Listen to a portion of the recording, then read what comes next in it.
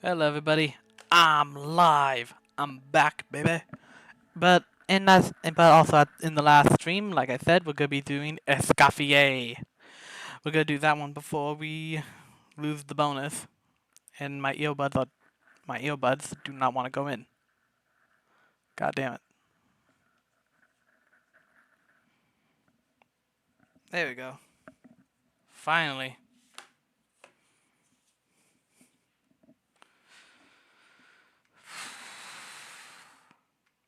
I I know that was probably very loud. Sorry, guys.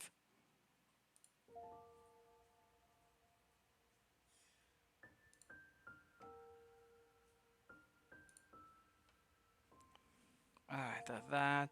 Now do this.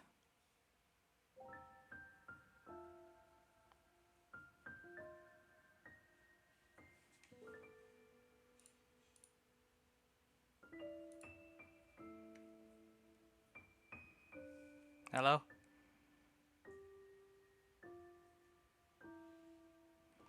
Okay, audio seems to be working. That's good. I can see chat and I can see uh and hear the audio, so everything's good. Let's switch to the main and let's do shit.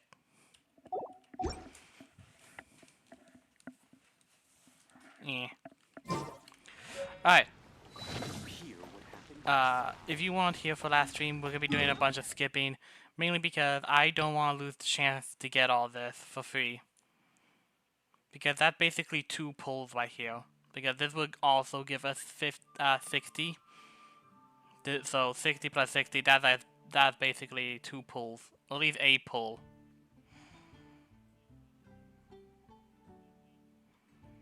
Yeah, no, a pull. That should be a pull. At least.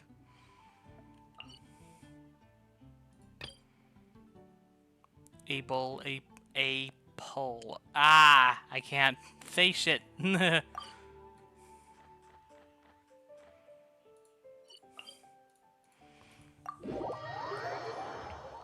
depending on how fast we can end this, we might do some artifact hunting.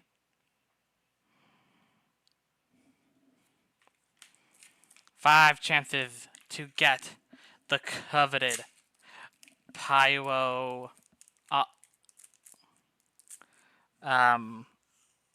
pyro damage goblet that I've been missing on my Alakino.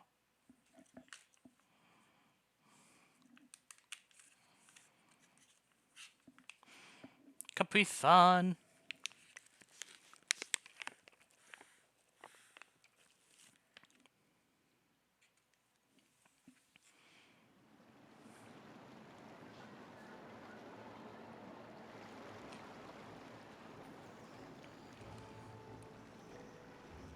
So, who is this Escoffier, anyway? Well, for starters, she used to be the head chef at the Hotel de Boer, before Savannah. She recreated the legendary Gâteau de Boer and restored the restaurant back to its former glory. Safe to say, she's the most renowned head chef in the Hotel de Boer's history. After the culinary genius Modeste himself. Gâteau de Boer? That's the super exclusive cake that they only sell a few slices a day, right? Wow. Why the heck would she let Savannah take her place? Well, apparently, the Hotel de Boer was reported for a safety incident. Someone claimed that the kitchen was adding an illegal substance to their menu, but none of the chefs had any idea how it could have gotten into the food. In the end, Escoffier decided that as head chef, she should take responsibility, and she was sent to the Fortress of Meripede. The Fortress of Meripede?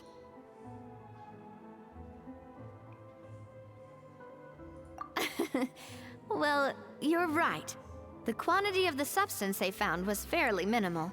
Even the guards believed the whole thing was probably just an accident. Escoffier didn't have to stay in the fortress for long, but still, by the time she returned, the role of head chef had already passed to Savannah. So that's what happened. Paimon still thinks it's really unfair. It is, but it's understandable at least. Even though Escoffier is no longer head chef at the hotel, she's still well respected by the staff. So, I'm guessing what Monica wants is for us to convince Escoffier to try and negotiate with Savannah on the staff's behalf. Oh, Paimon gets it! Monica wants Escoffier to come back and kick Savannah out. No, Paimon, you just... Oh my god, Paimon. It's simple. If the new head chef is stressing everyone out, then the solution is just get the old one back. It's not always that easy, dude.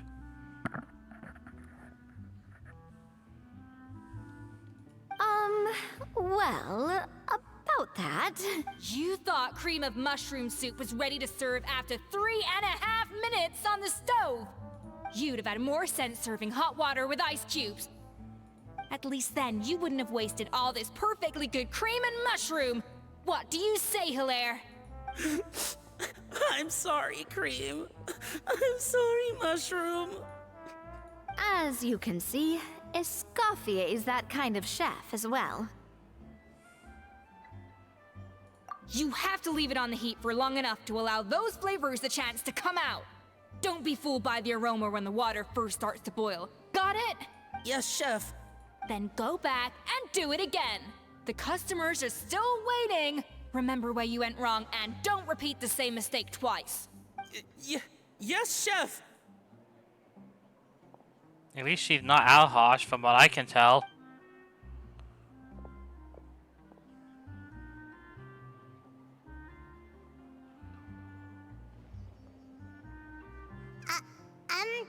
Excuse us, Waiting to be served?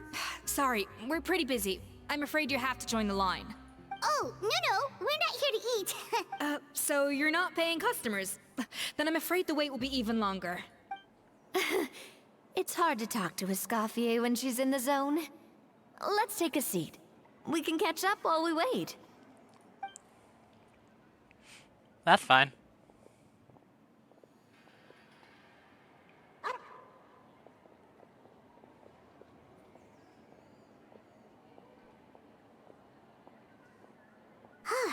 Looks like the rush hour is finally over. Is it always this busy here? These days, yes. I'd say business has tripled since Escoffier joined as temporary head chef. Well, in her words, the Hotel de Boer doesn't need her anymore. It doesn't look like she's got any plans to go back. That's probably a lie. Who knows? We'll figure it out soon. I guess I'll be heading off then. Wait, take these home with you. We can't serve them now, and there's no sense in letting them go to waste. Oh, thank you, Chef. For what? Like I said, I just don't want them going to waste. Oh, and tell Fiamma to get well soon, so you're not running yourself ragged every single shift. Fiamma. That's the second time we've heard that name. Who is that again? The dude got fired. What the fuck, Paimon? And you're supposed to have good memory.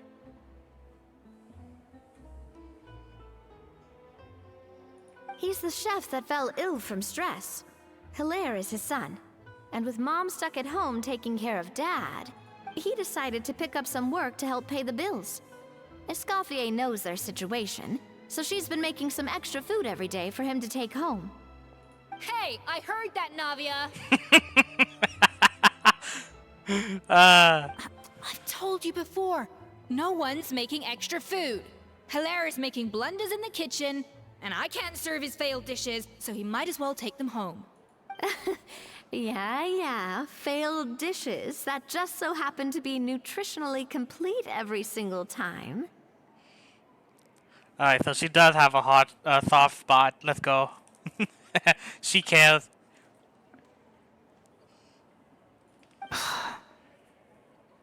She can't hide it.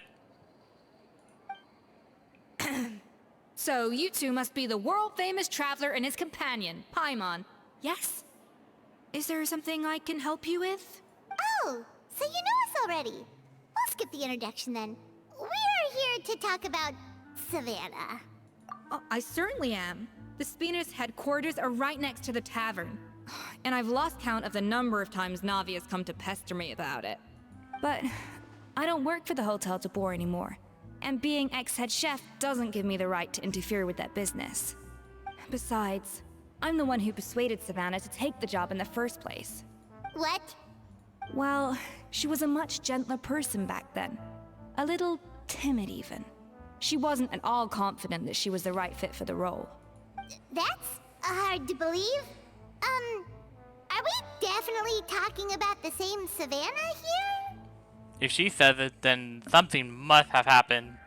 Honestly, I do wonder if she's just emulating me. I mean, I'm not the most pleasant head chef to be around either. Anyway, suffice to say that given the history between us, it'll be tricky for me to tell her she's doing her job wrong without coming across like a huge hypocrite. Fiamar and the others probably think that Savannah gets it all from me. I wouldn't be so sure about that, Escoffier. Look at this note we got from Monica. She mentioned me. Whatever shortcomings you feel you have, it looks like Monica still trusts you. As for the others, well, how can you know what they think unless you ask them? Monica. Plus, it's not like we're asking you to storm in there and raise hell. We're only in the initial phase of our investigation.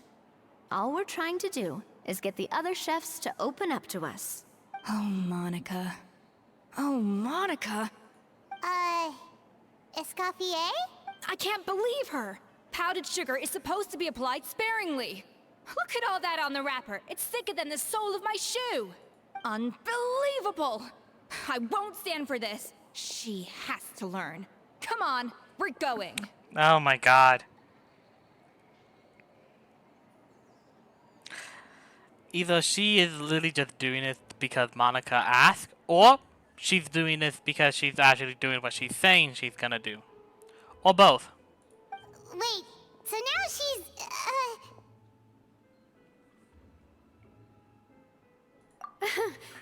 Let's go catch up to her.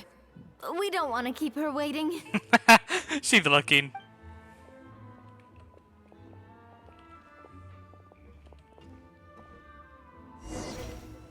Alright. Oh, I need to heal. Holy moly.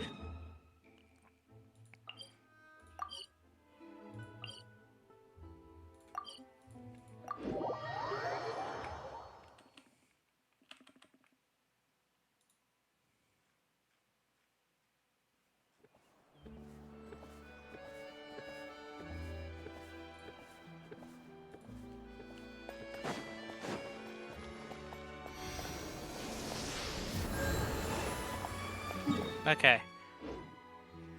Alright, everybody's healed. Oh, I forgot I wanted to check that. Hold up.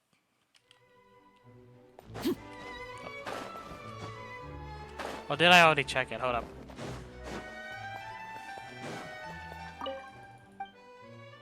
I may have already checked it, but still, I'm checking it. I want to see what rewards these have.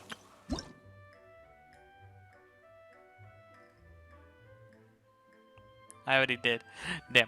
But this would be nice if I could just, you know, get to it. I might do that off stream. Yeah.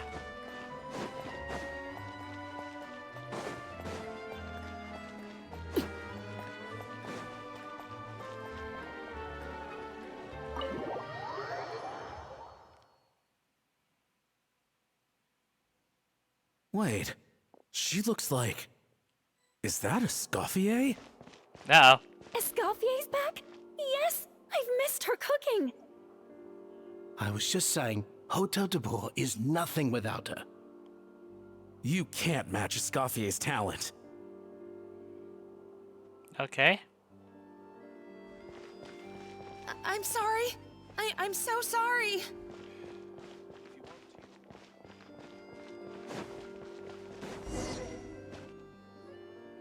I'm sorry. I'm so sorry. I messed up your order. Oh, I wouldn't go that far.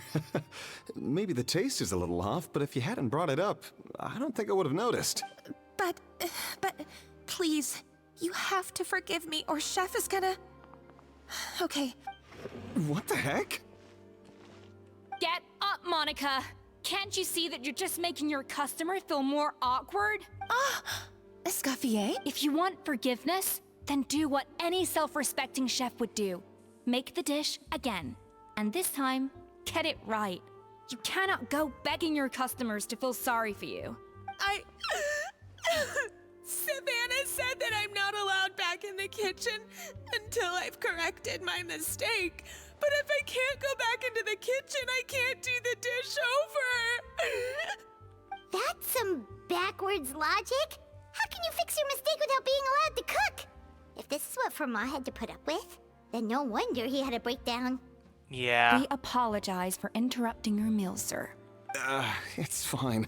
With my layman's palate, it's not like I can tell the difference anyway. I was actually quite enjoying my meal until she appeared out of nowhere and started apologizing. Gave me a bit of a fright, to be honest. Oh, Oh, well, who the fuck? It's because Chef Savannah tasted a bit of the leftover soup Who from following? my pot and then threw me out of Who the followed? kitchen. Wait. Who followed? Wait, who? Gladiator? Hey, Gladiator. How you doing?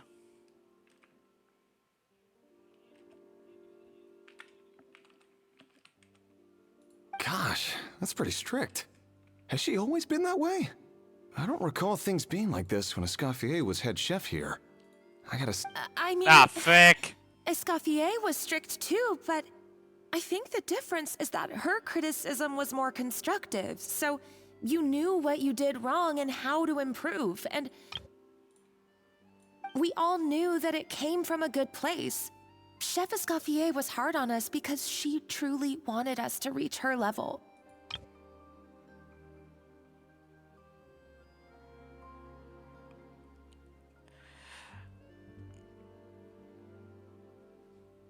I gotta say, you all look a little worse for wear these days. Okay.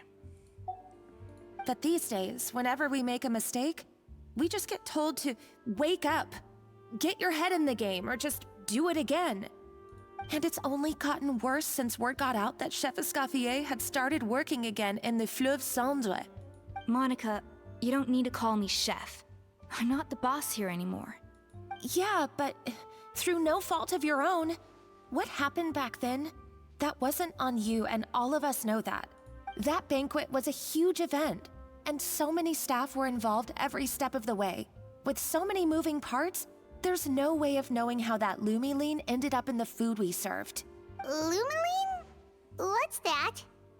A new drug from the Fontaine Research Institute, produced from an extract of the Lumitoile.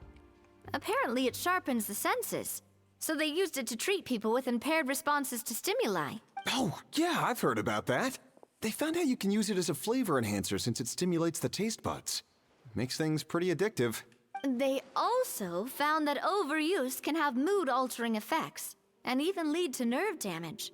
So it quickly ended up on the guard's list of controlled substances. Unfortunately, however, some food products containing the additive had already made it to the market by the time the guards banned it from the restaurant industry. Everyone knows that in all likelihood, someone probably just purchased a batch of contaminated ingredients by mistake. But you took all the blame. We all know why. You just didn't want to see this turn into a place where tensions are constantly running high. Because everyone's suspicious of each other all the time. And now look at you. A fry chef in the Fleuve Cendre. What are you trying to say? Sure, the Spina's Tavern is no Hotel de Boer, but come on. It's not that bad, is it? Oh, the Fleuve Cendre, you say? Great. That's where I'm dining from now on. Monica, I'm very happy with my current job. And there's no changing the past. We just have to let bygones be bygones. Besides, at the end of the day, I was the head chef, regardless of whose mistake it was. Ultimately, the responsibility lay with me. If only Savannah was half the boss you were. I can't tell if Gladiator is still, I'm sorry? Do you have a problem with my conduct as head chef? No, chef. So, you do remember who's boss. Escoffier? I thought you'd left this place for good. What are you doing back here? What happened to you, Savannah? Why are you acting like this? When I turned this place over to you, You made me the head chef and gave up your right to tell me how to do my job. You're not the boss here anymore, so stop acting like you own the place. Whoa. Sounds like someone has a chip on her shoulder. Oh, Savannah! My God, have you grown a temper since I last saw you? Have you put even half the amount of energy into improving your cooking skills, or are you still using the Pluie Lotus as an off-brand marcotte, thinking no one can tell the difference? That's none of your business! What happened to not storming in and raising hell? Ho ho! I was not expecting to see something this spicy as soon as Escoffier returned. Huh? Fan Asian? Aye, miladies. Might I make a humble suggestion? Given that we have ourselves a tête-à-tête between chefs at the Hôtel de Bord, I dare say it would be de rigueur to settle this the traditional way. I am loving this for some reason. The traditional way? That can only mean one thing. That's right. I'm talking, of course, about the tradition established by Modeste himself. The cooking contest! Hey, let's go. According to legend, the founders of Hôtel de Bord, Modeste and Savelli, used this method to resolve all of their disputes. Everything from petty arguments over next week's menu to disagreements over the strategic direction of the restaurant. The cooking contest would decide who had the final say. Huh. Sounds like they had a lot of free time on their hands. Ah, well, it might sound that way to us. But in fact, the cooking contest played an enormous role in motivating chefs to hone their skills, reaching new heights of excellence in the culinary arts. And indeed, the reintroduction of this institution in recent years has surely been instrumental in transforming the Hôtel de Bord into the top-ranking restaurant in Fontaine. Reintroduction? Someone brought it back? Who? What say you, Escoffier? Surely you of all people won't back down from this challenge. It was you who put the rule in place, after all. Ah. Sure, I reinstated it, but I'm not a chef at Hôtel de Bord anymore. Isn't this bending the rules a little? I see no issue as long as both sides agree to the terms. We could simply treat it as an exhibition of sorts. Savannah, any objections? Exhibition. Huh. No. If we're going to battle it out, let's put it all on the line. If I lose, it's up to you what happens to me. I don't want anything to happen to you. But if you lose, you hand over the Codex de Bord to me. What? The Codex de Bord? What? Only the legendary handbook written by the original head chef Modeste. It contains all his secret recipes, including Gâteau de Bord. It's the greatest treasure in Fontaine's culinary world. And only the present and former head chefs of the Hôtel de Bord have the right to read it. Present and former? Wait, but that already includes Savannah, though. What do you want that old thing for? You have your own copy, don't you? Don't take me for a fool. You know perfectly well what I mean. I want your copy, the original version, the one you took with you when you left us. I'm sorry, I must be missing something. You know, there's no difference between the original and the copy, right? They contain the exact same recipes. Stop trying to change the topic. What's wrong, Escoffier? Scared you're gonna lose to me? Or are you scared of me getting my hands on the original codex? Savannah, you may remember that we gave her the original as a parting gift, to thank Escoffier for her years of service. Asking for it back feels a little, Oh, I'm sure it won't be an issue, as long as both sides agree to the terms. Those were your words, weren't they? And as for the contest itself, let's make it a bake-off. Gâteau de Bord, per the recipe in the codex. Well, Escoffier, you against me. Are you in or out? You sound surprisingly confident. All right then, let's see how much you've actually grown. I hope you surprise me, Savannah. I'd hate to find out that all you've learned after this long is how to chew people's heads off. Believe me, I'll show you. I have a feeling Escoffier, she did it. are you sure this is a good idea? You accepted her terms a little hastily. Oh, it'll be fine. Let's head back to the Fleuve Cendres so I can get prepping. I have a feeling she did it. I do apologize. This whole ordeal reflects rather poorly on us. I'm afraid it's not quite that simple. The Hotel de Bord runs as more of a partnership, you see. It was founded by two friends, Modeste and Savelli, and it's been that way ever since. So, while I am technically Savannah's boss, it's not really my place to interfere with the business of the kitchen. To be perfectly honest with you, that's part of the reason why I suggested a cooking contest. If Escoffier wins, it would be the perfect opportunity for her to talk some sense into Savannah. Or, of course, if she wanted to return, then... That's probably not gonna happen. But anyway, I'm getting ahead of myself. Whatever the outcome, this contest will hopefully serve as a turning point for us. Please, pass on my best wishes to Escoffier. Alright, sure. I must say, Savannah surprised me with her confidence. Does she really believe she can best Escoffier in the kitchen? I thought she was just blowing off steam when she first raised the idea to me. Alright then.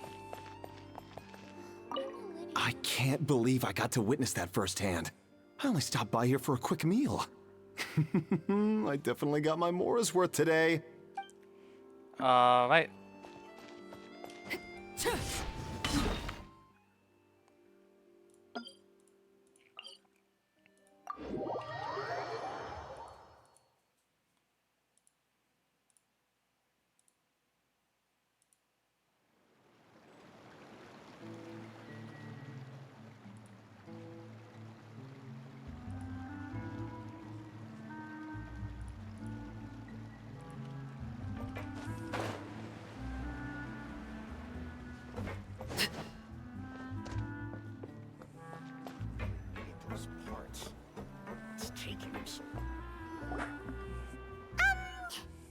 So, this whole bake-off thing kind of came out of nowhere. Was it really sensible to just go along with it? Well, I got a sense that she's holding something back. But we chefs always express ourselves in our cooking. So if she won't talk, this might be the best way to find out what's really going on with her. Huh? Holding back? Sure didn't sound that way to Paimon. Escoffier only picked up on it because she's the same way. Always closed off, never letting you know what she really thinks. That's patently false, at least where your macarons are concerned. I've been nothing but truthful with you about the disgraceful amount of sugar you use. Okay, that's one case where you can keep your thoughts to yourself. Oh, that? Well, it's not so much a recipe book as a diary of Modeste's adventures. Back in the day, he and his good friend Savelli explored far and wide, partly adventuring, partly looking for new ingredients and developing new recipes. Their creations had an enormous influence on the course of Fontaine cuisine, turning it into a much more vibrant and diverse scene. For instance, legend has it that the original Gâteau de Bourg was made using a special secret ingredient that Modeste discovered on one of his adventures. So rare was the ingredient that they could never make more than 16 slices of the cake per day. But everyone who tried it claimed that it was one of the most blissful and invigorating things they had ever tasted. Modeste and Savelli went on to found the original Hotel de Bourg, which catapulted them to stardom in Fontaine's culinary world. Especially Modeste. He was hailed as a once-in-a-generation genius, and over time, the recipes from his adventure log became known as the Codex de Bourg. Ah, Paimon's heard this kind of story before. Armed with the Codex, the Hotel de Bourg took its rightful place as the finest restaurant in the land, serving those recipes for centuries to come. Something like that? What an imagination, dude. What? No, of course not. Cooking is a constantly evolving art form. How could any restaurant survive if they only served food that was popular last century? Anyway, never mind centuries. Sibeli and Modest parted ways not even 10 years after their rise to fame. Then, Modest passed away while he was still in his prime. And that was it. The end of the Hotel de Boer's heyday. It fell into decline, and for most of its history, it was just a nondescript place with a couple of cheap tables. It's only in recent decades that it started recovering. Even then, it still took numerous relocations and changes of management before we finally ended up with Vanigem and the restaurant we have today. Oh! So the Codex really isn't all that, then. Paimon figured it was like one of those mystical books they have in Liyue's martial arts novels, where the main character learns all their secret powers from. Yes, well, that's fiction, and this is reality. You can't meet the tastes of modern diners by following some ancient recipes from a dusty old book. Case in point. Even the Gâteau de Boer they sell now is actually Escoffier's reimagination. Wait, really? Why though? Didn't that recipe make it into the Codex? It did, but like I said, it's the dusty old book now, and the records aren't as legible as they once were. Not to mention that there's no way of finding the secret ingredient Modest wrote about. So, reimagination is right. I consulted some historical records and took what I could from the Codex. But ultimately, the Gâteau de Boer of today is my own recipe. As for why we gave it the same name and kept the tradition of only selling 16 slices a day, well, you've got Vanigem's business sense to thank for that. Oh! Huh. Well, that kind of takes all the mystique out of it. Hey now, it might not be the original Gâteau de Boer, but it's still the most delicious cake in Fontaine today. And who knows, maybe Escoffier's version is more suited to your palate. Just think, if the original truly was the perfect cake you're imagining it to be, there's no way the recipe would have been lost to history, right? Not to mention that the Hotel de Boer never would have fallen into a slump. Anyway, before I left my role as head chef, I made a copy of all the recipes from the Codex, including my own improved versions, and turned them over to Savannah. So why is she so interested in the original copy? Could it be a symbolic thing? Like, whoever holds the original Codex de Boer is the true head chef? Well, it was clearly precious enough to give to Escoffier as a parting gift. Meanwhile, Savannah only got a copy. Maybe from her point of view, it's like management doesn't truly see her as being worthy of the role. You think so? The only thing is, it was her suggestion to gift me the original in the first place. Well, a joint decision by her and Vanigem. But still. What? Huh. Guess she's had a major change of heart since she became head chef. Yeesh. That's what I think. Like, seriously, Jesus Christ. How many... How many times can you just have a change of heart, dude? Who knows? We could speculate forever.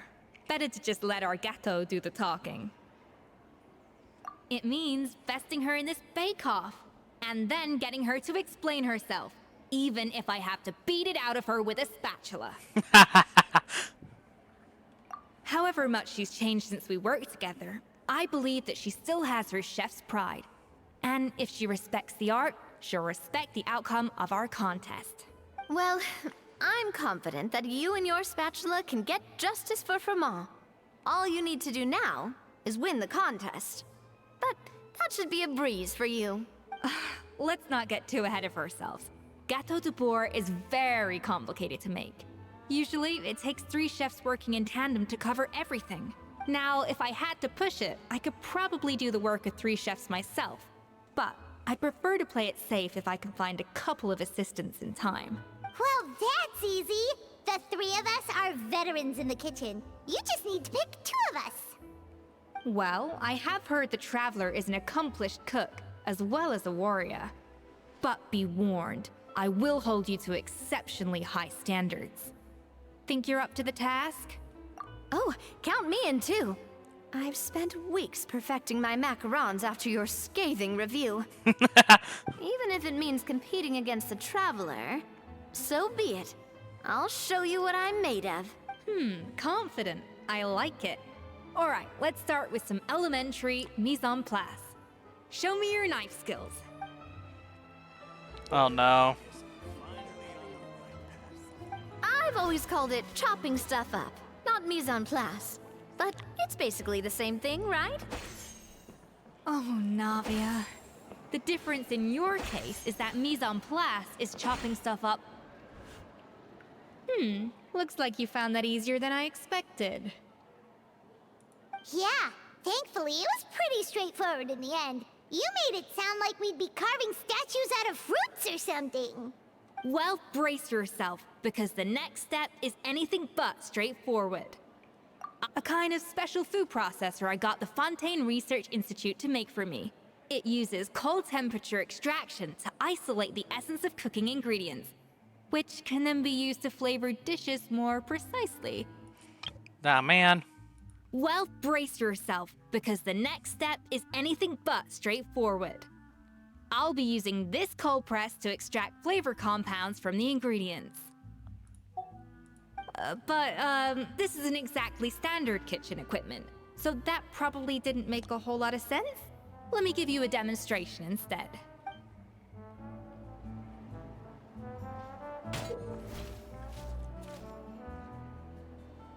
Custom-made equipment from the Fontaine Research Institute, huh? That's some pretty high-tech food prep. Haven't never used anything this weird before. Cool. Not weird.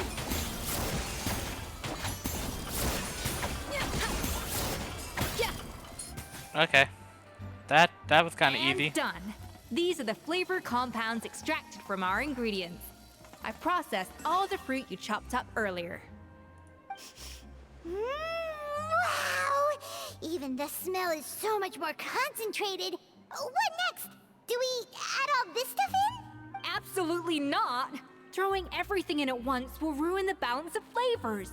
We have to go slowly and carefully to calibrate the exact flavor we want. Alright. I'll demonstrate again. Now, watch closely. Ah, fuck. Okay, hold up. Gotta focus.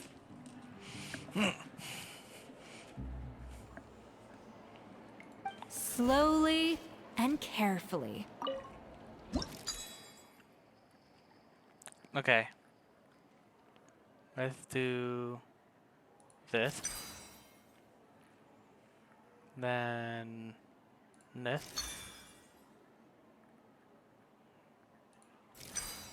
No. No.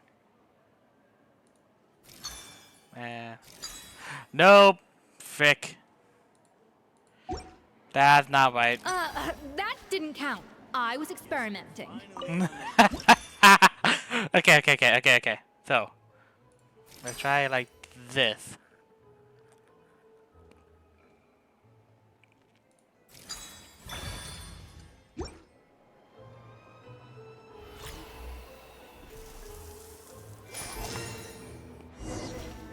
There we go.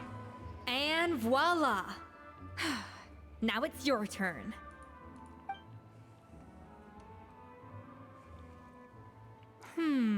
Not terrible. Considering this was everyone's first time blending flavor extracts, it could have been worse. But the Traveler's work was surprisingly good. Are you sure you've never done this before? You got almost perfect results on your first try. That goes without saying. Still, credit where credit's due. You did well. Alright, now for the part I've been looking forward to. I want each of you to cook something from the Hotel du Bourg's current menu. I'll judge your submissions and give you a final score. That's right, the true test of your cooking skills is the finished product. It'll be good practice for the contest itself. Now get to it. Chop chop! I'm loving this already. Submitted the dish from... Wait, do I even have a dish from that place? Hold up. How's it going? Have you picked... I do. I have a few.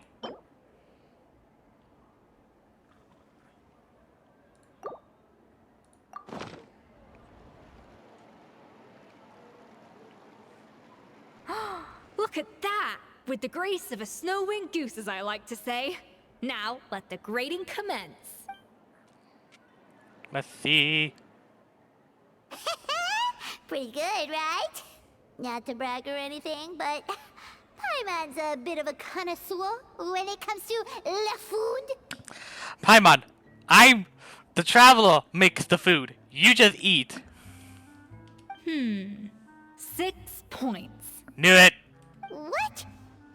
Oh, well, fair enough. Paimon doesn't cook all that often, so as long as it's a pass.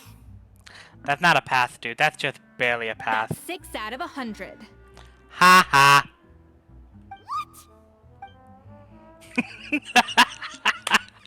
You say you're a connoisseur, but it's quite clear from this dish that you have far more experience consuming food than creating it. Yep. There it is. There it is. By that logic, I suppose you think listening to Lady Farina on repeat every day would make you an opera singer. Aww. Me next, me next. I'll have you know that this batch of macarons has 2 whole tablespoons less sugar than my previous ones. So you went from 12 tablespoons to 10? Well, it's nice to know you actually measured it out. Because it tastes like you just threw in whatever was left in the jar. 6 points. Aw. Now to the final dish. So, what do you think? This is our last hope. 8 points. Darn, that's barely higher than what we got. Not exactly. The color is spot on. Beautiful aroma. Excellent presentation. I have to give this one 8 points out of 10. Maybe even 9 points. How did you pull that off? Paimon. Again. The traveler cooks. You eat. Don't get me wrong. There's room for improvement. But still, this is clearly the work of an accomplished chef. I can tell that you've put many hours of work into honing your skills in the kitchen. I can really taste the grace of the snow-winged goose in this dish. The traveler's journey, with all its trials, tribulations, and setbacks. Not to mention the frustrations of having a picky eater for a partner. Hey, you made that last part up! No way did you taste that! Well, it looks like I lost fair and square. I guess you'll be taking the Traveler as one of your assistants then? But if it takes 3 chefs, that still leaves 1 slot remaining. Maybe Paimon and Navia should keep practicing and see how it goes? Chef Escoffier, Oh, it's Hilaire! What brings you here? I heard the news about the cooking contest. You're doing Gâteau de Bois, right? I was just wondering if you needed any help. And you think you're up to the task, do you?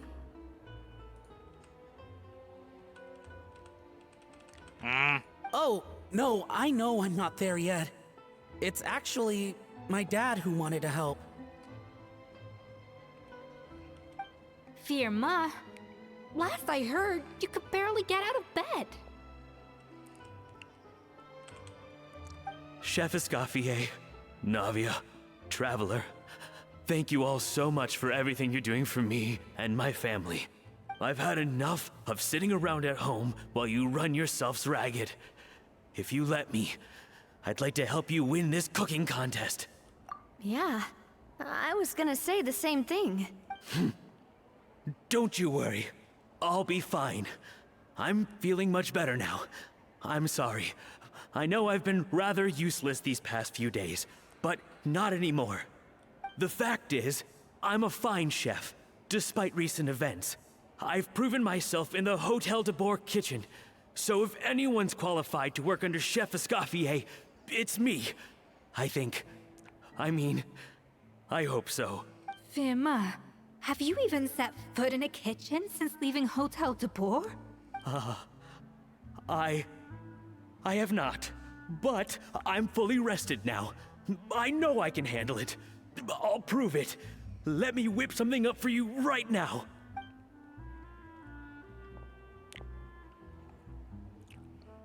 Freaking PTSD, dude.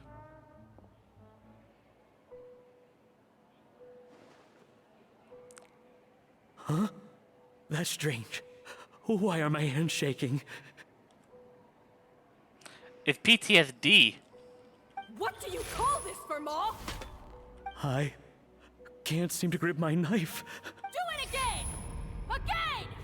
Again! I... Hopeless. Get out of my kitchen yesterday. Dad, what's wrong? It's PTSD. Honest to God. I don't understand. I was feeling so much better, and then Will I never be able to work in a kitchen again? Dad, talk to me. What happened? I think the real issue here is not physical exhaustion, but psychological trauma. Yep, that is. Monica, when did you get here? Probably because you were all concentrating so hard on your cooking. I didn't want to interrupt your flow.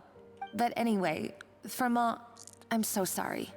If only I'd known how serious your situation was, I would have stood up for you sooner. You have nothing to apologize for, Monica. During those long nights of redoing every order, you were the only person who looked out for me. Oh, come on. All I did was make you some tea. I doubt it was much help. Savannah was so ruthless toward you. I probably should have brought you something stronger. She sounds like the worst. All right, another Savannah horror story. Let's hear it. She's been getting harsher and harsher on us ever since she heard about Escaffier's new role in the Fleuve Cendre. Seems like no matter what we make, she'll find something wrong with it. What is this? It looks like a dog's been at it. In the trash now! Then she orders us to redo the dish again and again, but we never know what's going to make her happy. Do it again, do it again, do it again!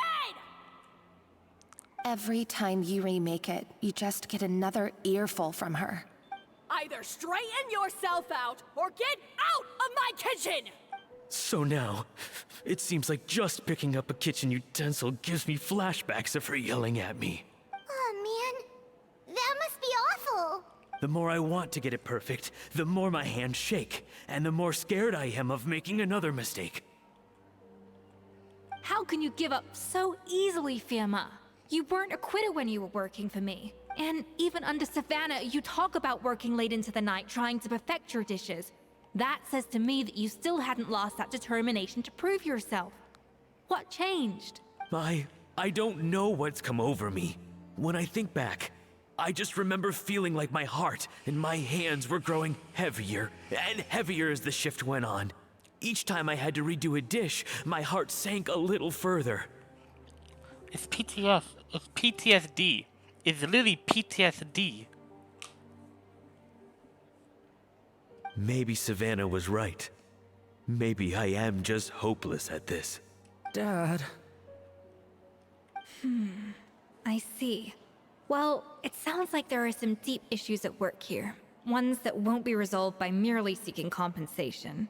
I will win this contest, and after that, I encourage you to approach Savannah and talk this out. But what if you can't find another assistant in time? Clearly, I'm in no state to help out. You think being one person short will ruin my chances? Let's not forget, I taught you and her everything you know. Even if I had to go it alone, I would present the perfect gâteau. Oh, well, Paimon and Nadia will still keep practicing, just in case.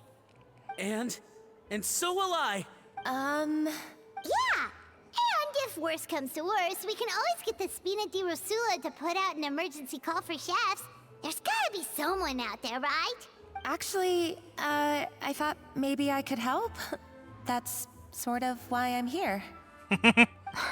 What? Why didn't you say so? I was going to, but then... well, this is the first chance I got. You do this for us? Thank you so much, Monica. All right, Fine by me. But aren't you still working for Savannah? Joining the other side seems like a guaranteed way to put your future employment in jeopardy. I know, but it's all right. I've made up my mind. With the way things are, I can't keep working for Savannah much longer anyway. Unless I want to become the next Fermat. Nah, that's not funny. I don't care how you phrase that. That's not funny. I'm done with sucking it up. It's time to try and turn things around. If this cooking contest can get Savannah to see the error of her ways, then I'm sure she'll forgive me for this. Well, Hyman didn't think we'd be poaching from Savannah's staff to get our third person, but there you go. Anyway, Monica's a professional chef, so nothing could possibly go wrong now. Great! Then it's settled. And to congratulate you all on making the team, I propose a Spina-sponsored meal to celebrate. Spina sponsored? Wait, you mean I'm cooking? Well, I promised the Traveler a feast in the Fleuve Cendre. And I know how much you've been looking forward to it. More of like Paimon's been looking for it. Yeah! Feast, feast, feast! All right, if you insist, then prepare for some of the finest food of your lives.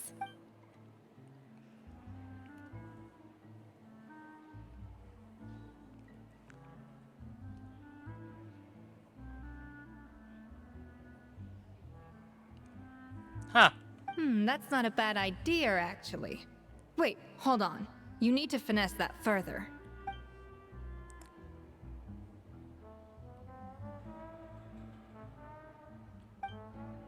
That was a dream come true.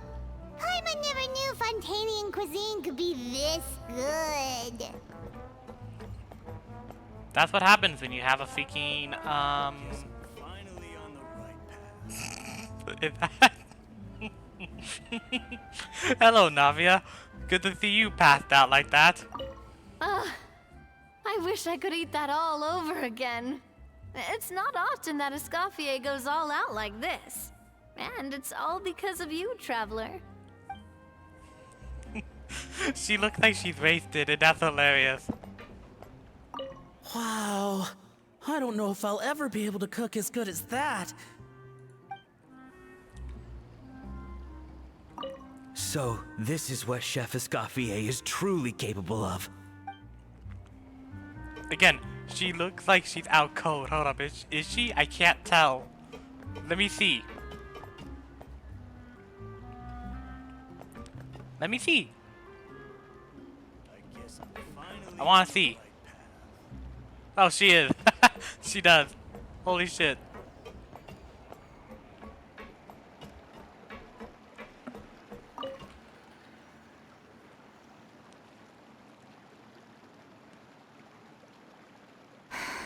Why, Savannah? Why? Ah. Oh, nothing. I was just flicking through the original Codex de Boer. I wanted to see if there was anything I'm missing. Something I hadn't noticed before. That might explain why Savannah's so desperate to get her hands on it. But I can't find anything. It's just some hastily scribbled recipes in between diary entries from Modest's adventuring phase. And most of it's not even legible anymore. The copy I gave her not only has all the recipes in full, but even includes my own private tips and notes from years of experience. Surely that's infinitely more useful than this old thing. Yeah, maybe. Still, it's just hard for me to imagine that the Savannah I knew would go to all this effort just to make a point. We were. At least I always thought we were.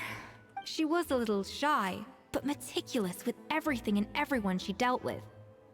She made a few mistakes here and there, but she was quick to correct them whenever they were pointed out. And she was always striving to improve as a chef. Those qualities are why I recommended her to replace me as head chef. I never imagined for 1 second that she'd cause Fiamma and the other staff so much grief. Well, I mean to an extent, of course. I pushed hard for her to get the role. And the idea that she turned out like this because of me is difficult to come to terms with. I wonder if this is how Modeste felt back when he was writing the Codex. Yes, with his good friend and co-founder of the Hotel de Boer, Savelli. The story goes that after Modeste unveiled his Gâteau de Boer and was hailed as a culinary genius, he was admired and adored by all. But his newfound fame slowly drove him and Savelli apart. Unlike Modeste, whose every new creation was an instant hit, Savelli seemed to face setbacks at every turn. Doors that would swing wide open for Modeste would shut in Savelli's face. And with Modeste being whisked off to all manner of functions by his celebrity friends, he had less and less time to discuss the culinary arts with Savelli. People started gossiping about Savelli, and their relationship between the two gradually soured. Everything came to an abrupt end when Modeste, still in the prime of his life and still hailed as a genius, suddenly died from an acute illness. And that was it. They neither had a decisive split nor got the chance to properly reconcile. Their story just came to an end. One rumor had it that Savelli actually killed Modeste out of jealousy, even as the latter was hoping to make amends. Unlikely, it's a popular theory, but there's no real basis for it. At least there are no records of Savelli ever being convicted of a crime. Still, beyond a point, there's no way of knowing what truly happened in the past. All we can do is try to make sure the present doesn't quite go as badly. And that's why I have to win this contest tomorrow. Then get the truth about everything that's been going on, even if it means cracking her open like a nut. Really? Well, I like the confidence. Don't let me down tomorrow then. You better bring your A game. Well, that's the plan.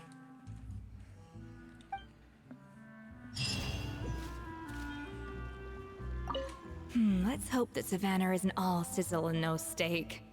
After all the work we put in, it would kinda be a shame if tomorrow was a complete cakewalk. You know, I agree with that. If I'm being honest, I like a good challenge.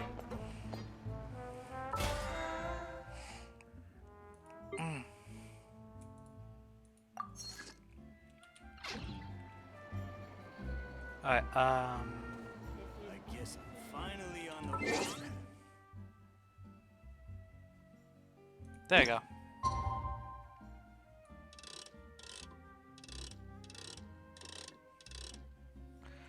Wait.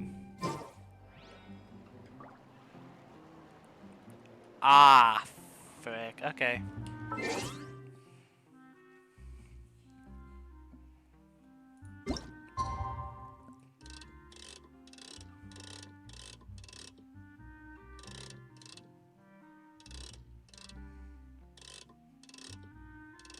I'm gonna do 12.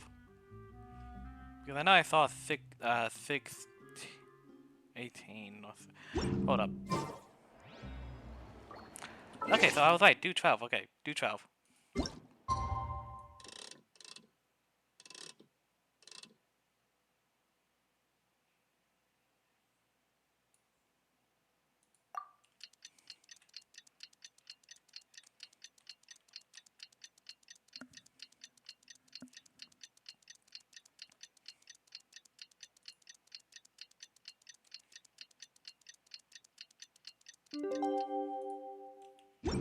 There you go.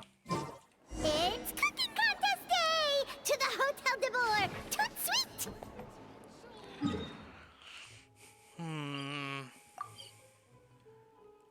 Of course, Paimon. Only you be thinking of sweets in a time like this. Did you hear the news? Escoffier's coming back for a cooking contest. Wait, seriously? Escoffier in a cooking contest? Now that I've got to see. I don't get it. Why would anyone in their right mind challenge her to a cooking contest?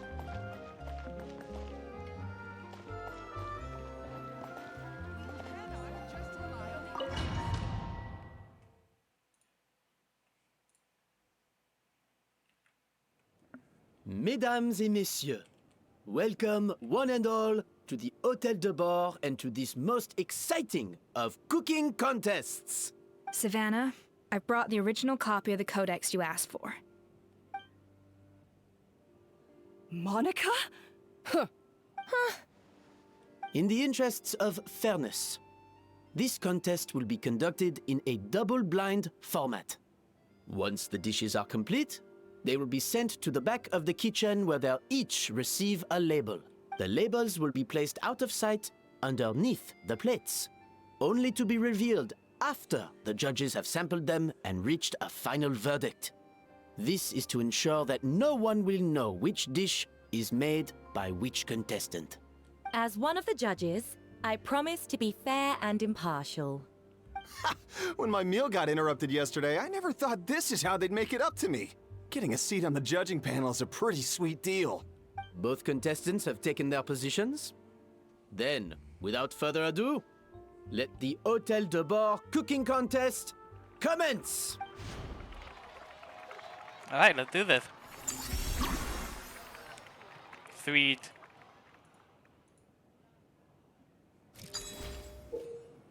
Alright.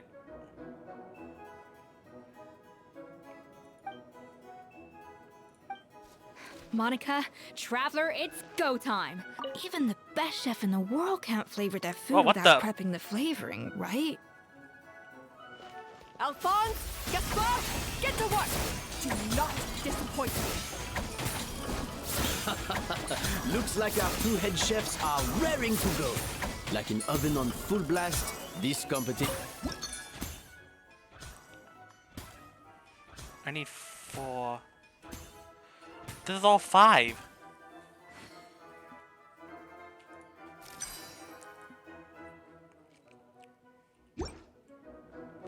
Okay. Yeah.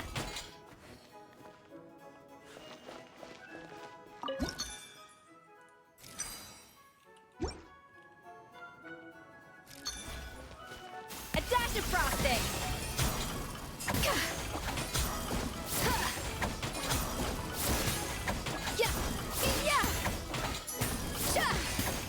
Hold up.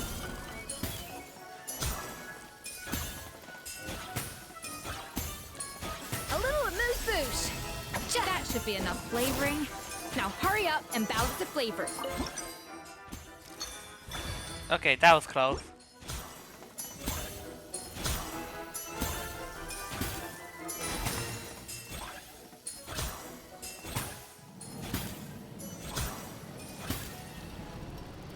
I was so confused.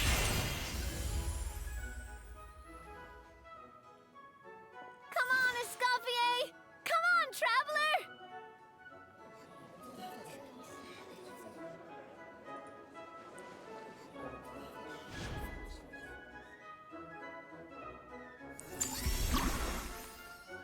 Okay.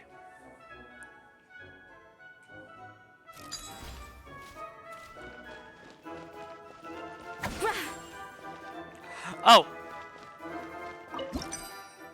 The balance of flavors is about right. But the quantity is too low. Okay. Alphonse! What are you playing at? It's not how I taught you to do it!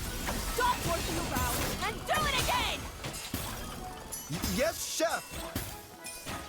Oh, tension in the ranks on Team Savannah. Will this slow their progress? Alright, let's see. Let's do it like this. With this. This.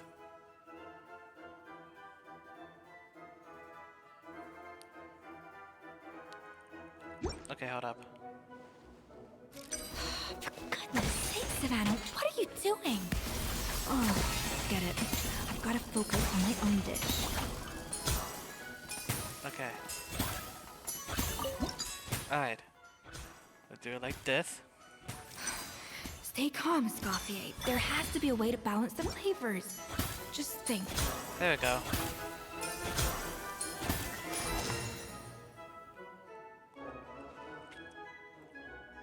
So, what do you think?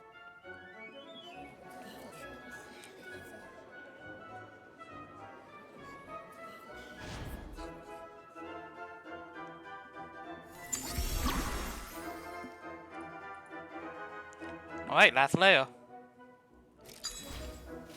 Oh, what?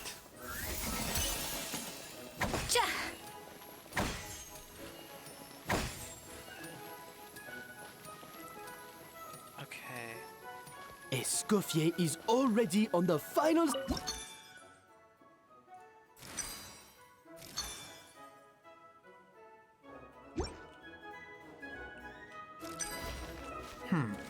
I think this flavor profile is still a little bit off. Enough! Ugh, useless! Both of you, make like an egg and beat it!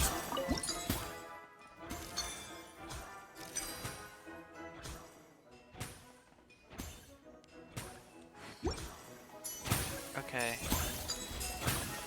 Wow! Is Savannah serious? Can she really make up for lost time working alone?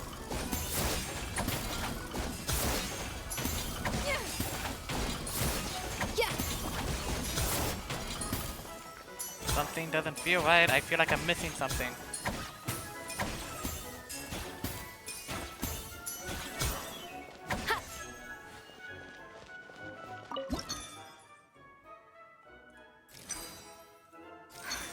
What are you doing, Escoffier?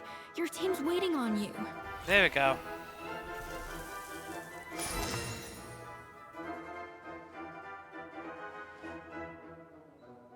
You can't match Escoffier's talent.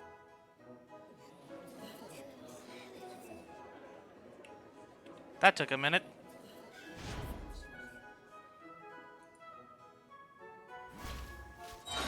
I present to you Gateau de Boer.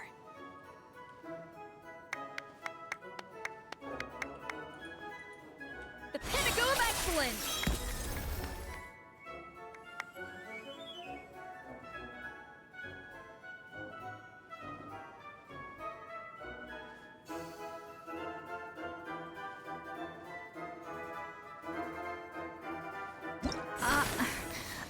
I was just exercising caution. I had to make sure everything was perfect.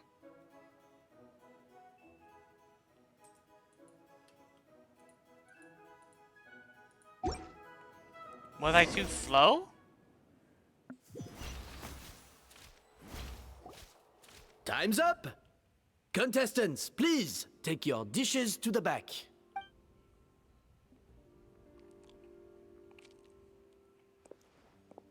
Huh. That guy was right. You really can't tell whose is whose just by looking at them. We both made the same dish after all. For all her flaws, Savannah's a talented chef who earned my recommendation for good reason. She wouldn't screw up something as elementary as the cake's appearance. Whoa! This is really rather good. Wonderfully soft and fluffy. Beautifully sweet. This is a masterclass in how to make Gateau de Boer. I would give this one at least 9.9 out of 10. Only because there's something about the flavor of the base. It's just a little different from the recipe I'm used to. Huh? Really? I couldn't tell. All right, on to Gateau number 2. I haven't had a single bite and already this aroma is a delight to the senses. I have a feeling that this Gateau will be a Gateau for the ages. Uh-oh. How exciting! I'm gonna dig in.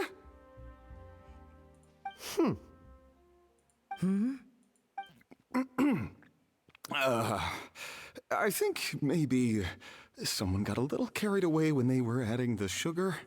No, not the earbud. Give me the earbud. No. God dang it. No. Not just the sugar, it's the flavors too. Ah. This is all over the place. Who made this? It appears the decision is unanimous. This Gateau is far below the standard we would expect. Jesus Christ, I just wanted to move my heels. That's that. And Paimon thought this might actually be close. Turns out she can't bake to save her life. Something's not right here. Savannah may not be perfect, but no way is she this sloppy. I can now declare that the creator of the first gâteau has won this cooking contest. Now, all that remains is to turn the plate over and reveal the chef's name underneath. What? It's Savannah? No! That's impossible! Hey, Savannah! You cheated, didn't you? You cheater! Paimon, really? What did you do? Oh, you swapped the plate. Well, someone's a sore loser. These cakes went from the oven to the judge's table without me ever laying a finger on them. And everyone here can attest to that. It was Vanejem's staff who labeled them in the kitchen. If you're looking to accuse someone, why don't you start with them? Isn't it more likely that Escoffier's lost her edge? Oh, or maybe her assistants let the team down. You take that back! Judges, we demand. That's enough! What's done is done. As head chef, or rather as team lead, I take responsibility for the dish I served. Whatever went wrong and however it happened, I should have spotted it. Savannah, I didn't think you'd stoop this low just to beat me in a bake-off. What happened to your chef's pride? I don't know what you're talking about. If you want the Codex de Boer that much, you can have it. Scoffier, no! But you must promise me that you'll apologize to Firma and compensate him for everything you put him through. It's a little late to be negotiating terms. The contest is over and I won. That means you owe me the Codex, and I owe you nothing. Look, Savannah, you may have fooled everyone else, but can you really fool yourself? What I'm offering is to accept defeat without looking to expose what you've done. But only on the condition that you promise to stop putting so much pressure on your staff. Fine. I'll treat this as your final handover of duties from one head chef to the next. So, will that be all, ex-head chef? Or is there any other unfinished business you'd like to leave in my hands? I didn't mean that to be a scolding from your former boss. Just a word of advice from a fellow chef and a friend. But I don't know if you're even open to input from other people anymore. I know what I'm doing. I don't need your advice. All right, fine. I'm glad to hear it.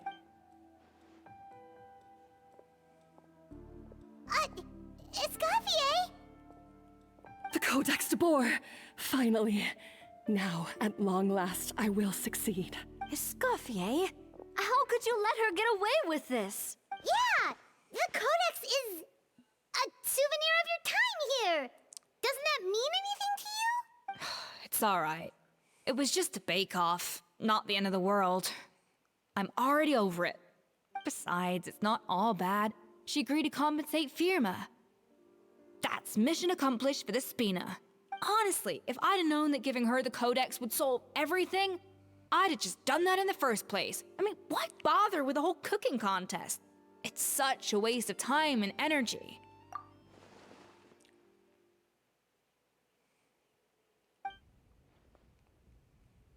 No. No! This doesn't make any sense! Huh? That's it? No secrets, no nothing? I don't believe it! This can't be happening. Oh, Chef Savannah! Savannah?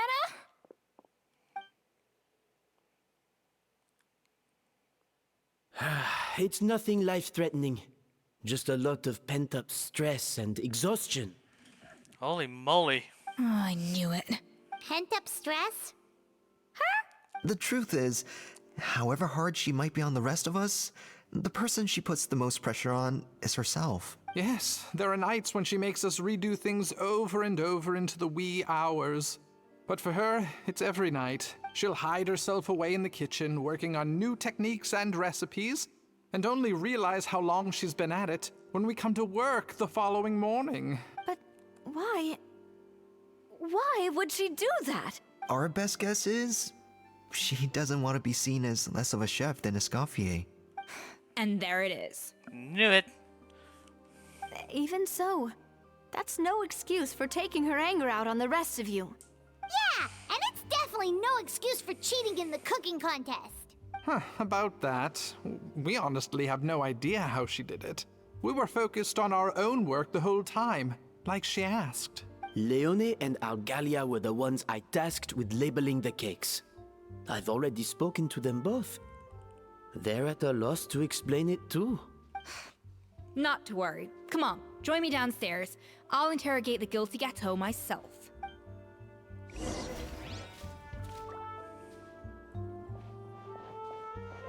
I have a feeling she spiked it with that drug.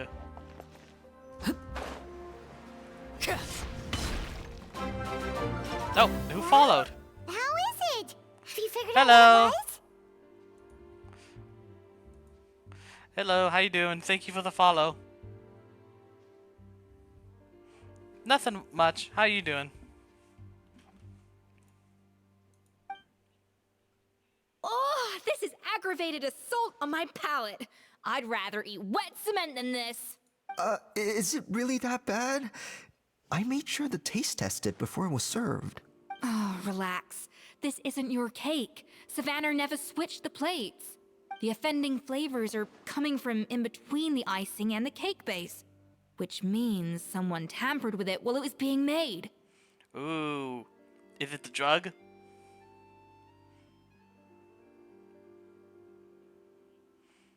Ah, okay. That's good to hear. Or in other words, we have a traitor in our midst. Oh. I'm sorry. I was forced into it.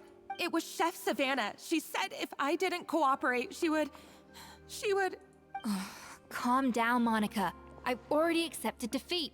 And if I wanted retribution, I would have brought this up when the results were announced. This game is awesome. Yeah, I agree with you, though. It's amazing. I've been stuck in Inazuma for a long time, so I haven't done a lot of the story quests. So after I finally caught up with all of the Archon quests, I've been hard grinding the story quests. And I've been enjoying it.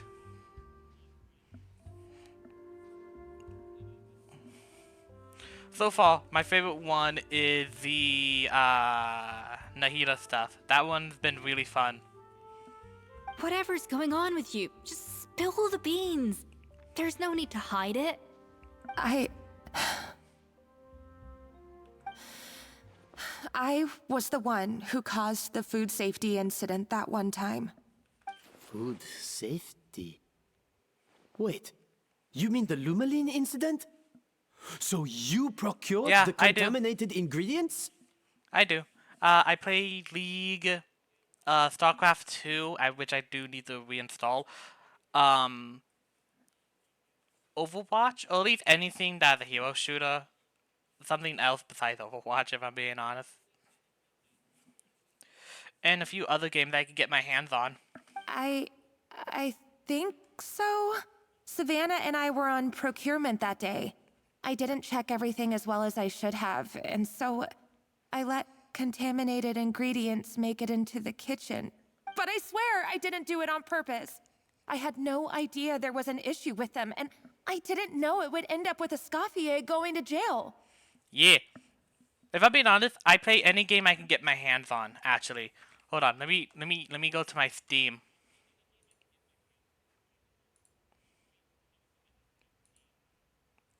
Alright, Alma 3. I don't play Skyrim, but I do have it because sometimes I do play it. But I don't really play it that much. Gmod, The Marvel Rivals, My Hero Ultra Rumble, Overwatch, Rec Room, StarCraft, Star Wars, Empire at War, Stellaris, Terraria, Titan's Quest. I play a lot of games I can get my hands on. I even have more. Like over 200 games on Steam.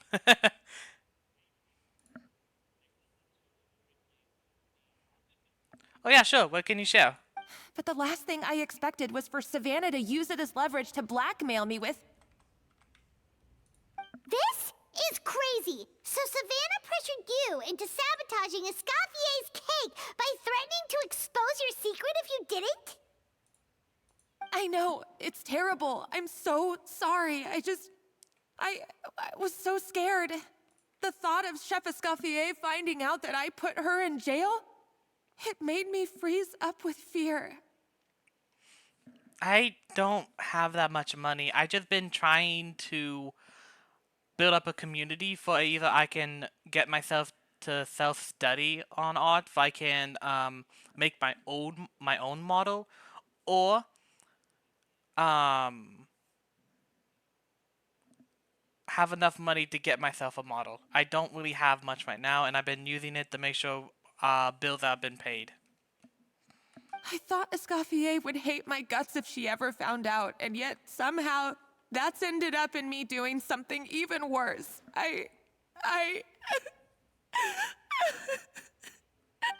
Seriously? All this fuss over a little slip-up? Huh?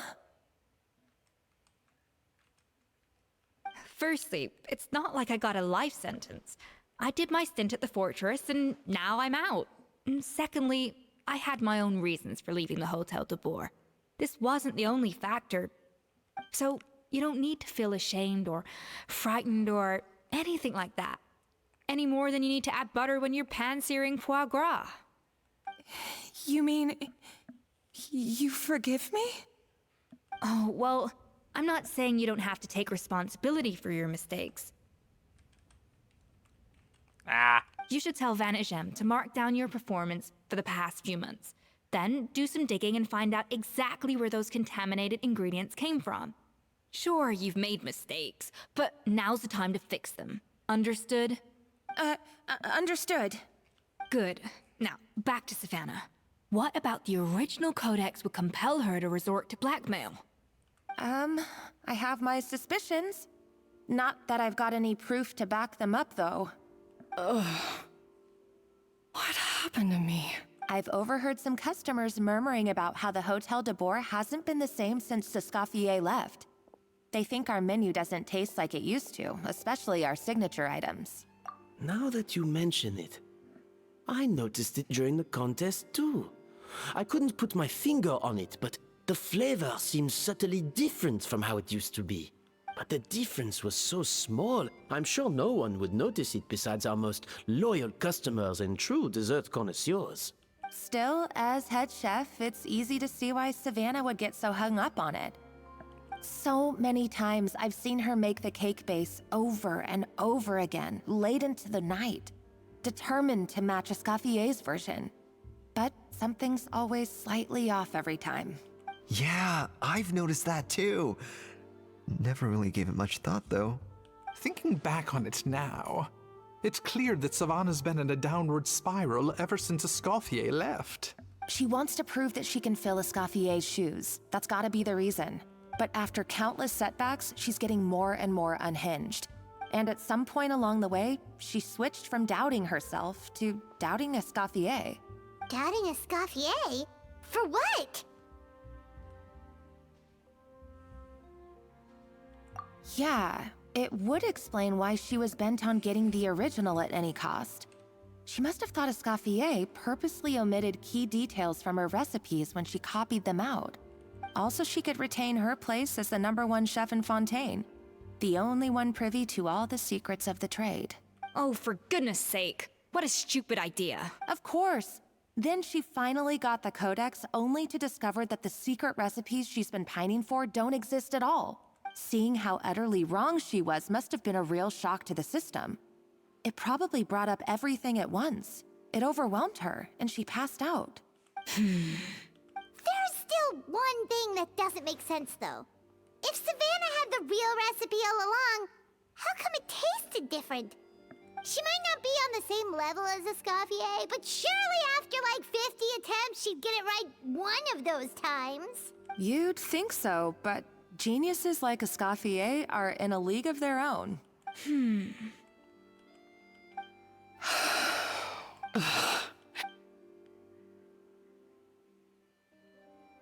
New head chef, you say? What's her name? I don't think I've heard of her before. Oh no, I can see where this is going. I feel bad now. I wonder, can the Hotel de Boer keep its edge without Escoffier at the helm? This tastes different from last time. Is it undercooked or something?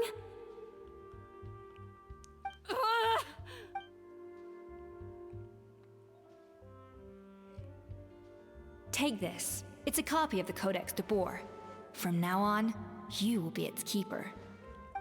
Don't listen to the doubters. If I say you can do it, then you can do it.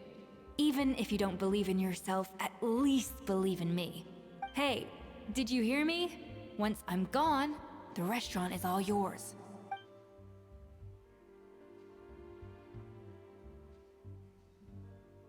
All this time, I've been blaming other people, but maybe I'm the problem.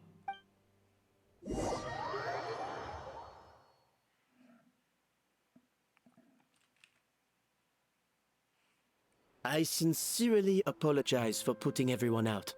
Savannah's awake now, but I don't think she's ready to speak to anyone yet. Let's give her the day to calm down. I'm sure you'll have the chance to talk everything out tomorrow. Let's just hope she doesn't do In anything that reckless. case, I'll go and update for Ma and his family. I wonder what he'll make of all this. So, we'll come back tomorrow then. Yeah.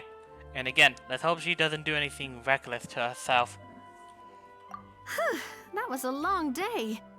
I think I've earned myself a sweet treat when I get back home. Oh, nice! Macarons? Or are you gonna switch it up this time?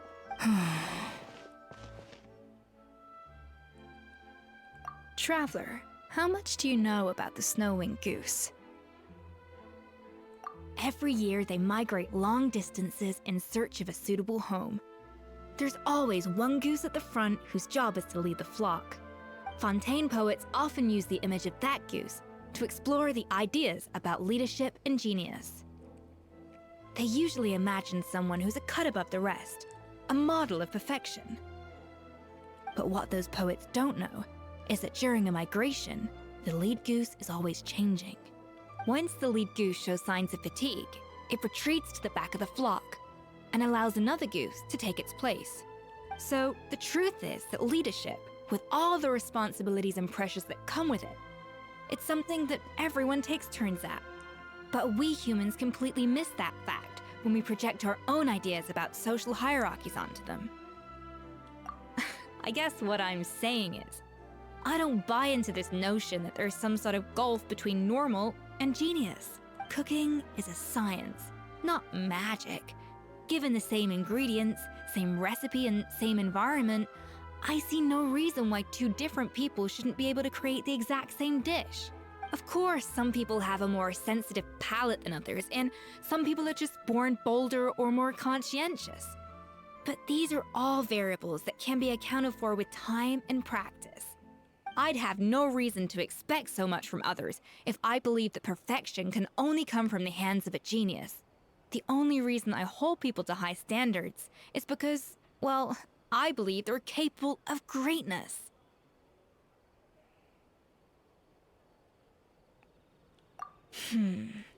Okay, I've made up my mind. I'm gonna get to the bottom of why Savannah failed. And come tomorrow, I'll give her the scolding of her life, pointing out all the mistakes she's made along the way. Then she'll finally see the error of her ways.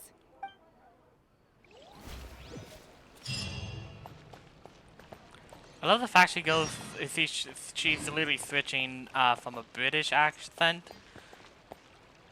It's either British or French, but still, she's switching back and forth between like two voices. It's kind of fun to me. Thank you for your words of encouragement. I'm gonna head to the Hotel de Boer and spend the night investigating. I guess I'll see you tomorrow. Genius? Calling someone a genius is just another way of saying I'm too lazy to figure out how I need to improve. It's a defeatist attitude and I won't stand for it. No, that's great. I love that.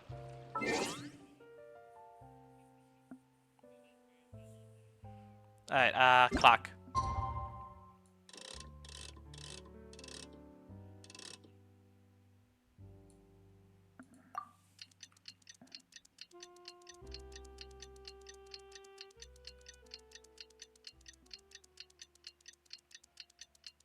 Hey Zoe, are you still there?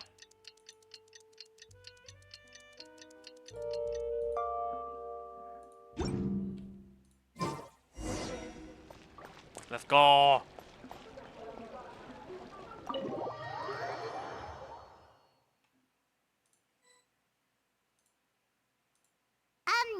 Why are we here so early? Our meeting with Vanigem isn't for a while.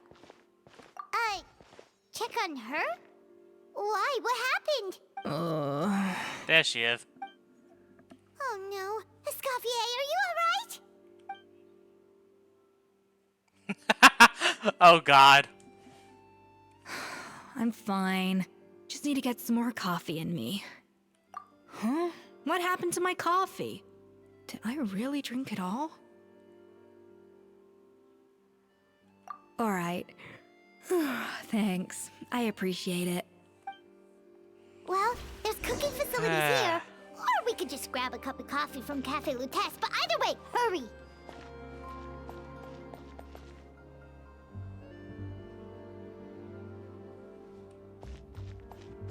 I think we have something. Coffee. There it is.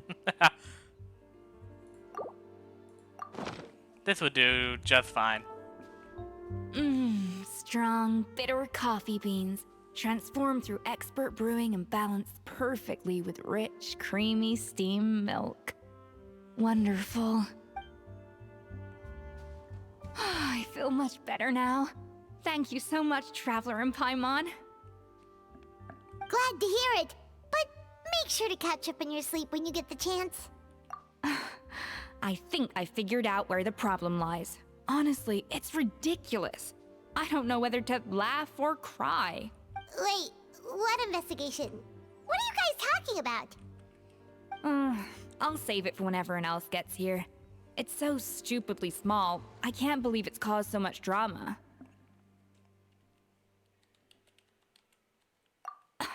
Yes, except my failures were stepping stones to success. Escoffier, have you seen Savannah? Huh? No, not since yesterday. Why? What's wrong? After seeing her home yesterday, we were all a little concerned about how she was doing.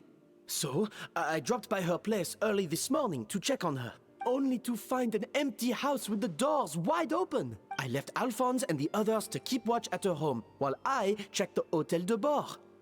I'm worried something bad might have happened.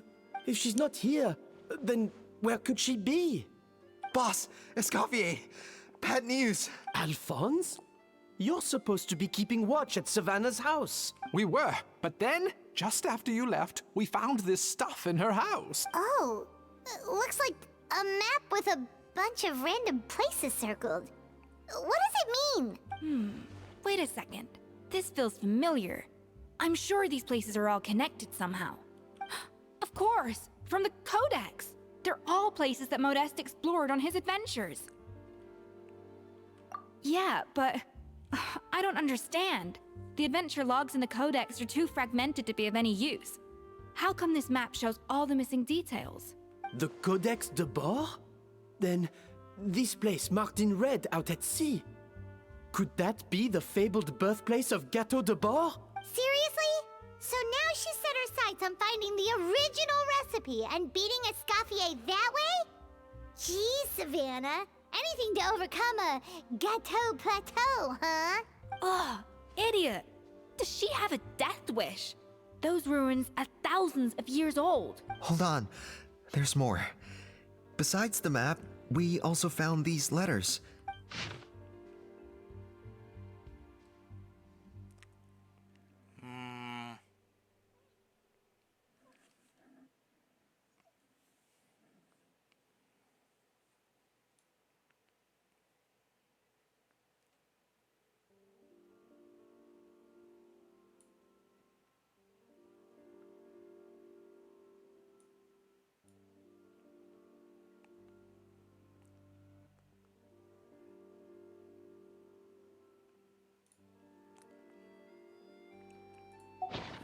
It was you.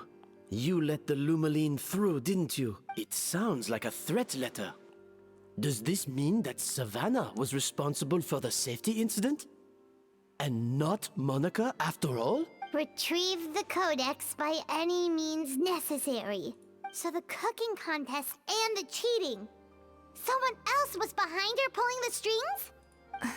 She's keeping the true recipe to herself. Ugh, this is all such a mess. Paimon needs a second to process this. I agree. First, we thought that Savannah forced Monica to cheat in the cooking contest. But now, it turns out that someone else forced Savannah to force Monica to cheat?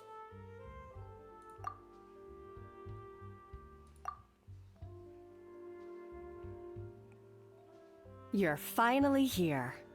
Of course. I should have put two and two together as soon as I read your threat letter. The food safety incident, the demand for a cooking contest, the instruction to blackmail Monica, even the suggestion that Escoffier was keeping secrets from me. It was all part of your grand plan, wasn't it, Monica?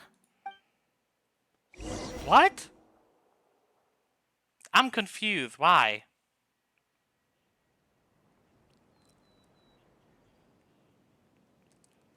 No, hold up. Why?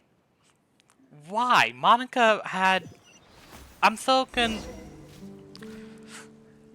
We should be getting close to the spot marked on the map. Of all the stupid things she's done, this really takes the cake. The moment we find her, I'm gonna curse the living daylights out of her.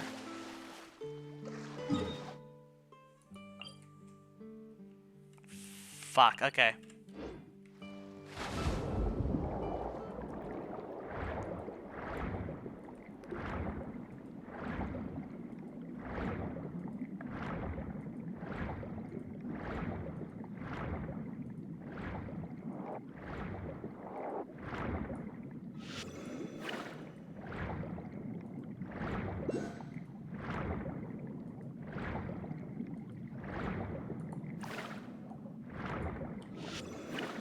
Yeah, I won't be able to break through that.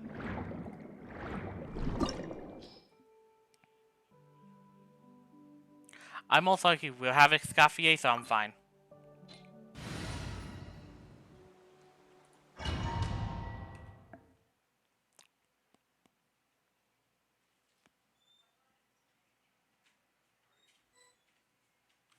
Yep, there she is. I was right.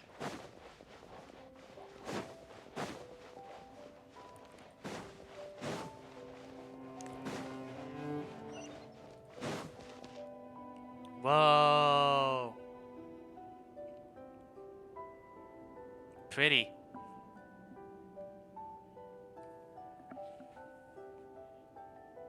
Ah, itch. That looks like an old kitchen. Hold up.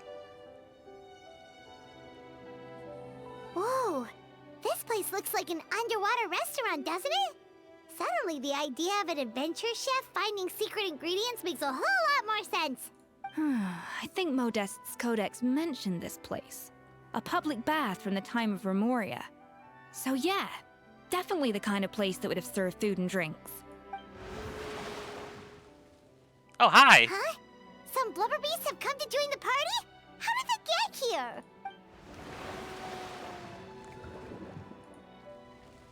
Bye-bye. Aw, they ran off!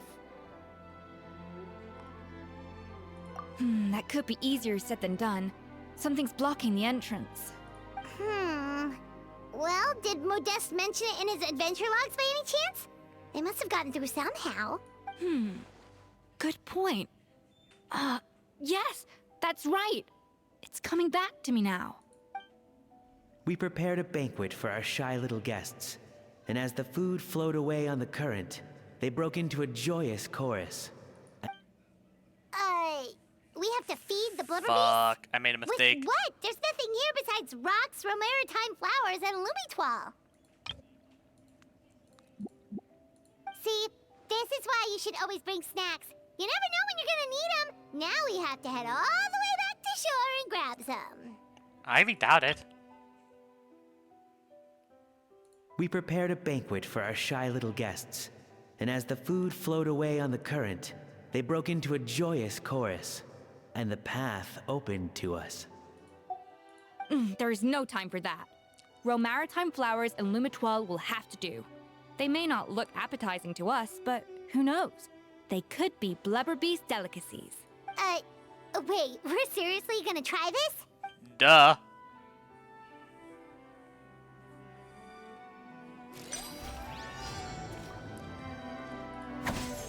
Okay. It.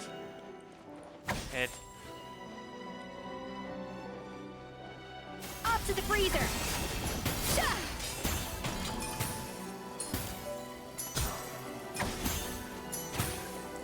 Ha ha ha! Okay. Let's try it like this.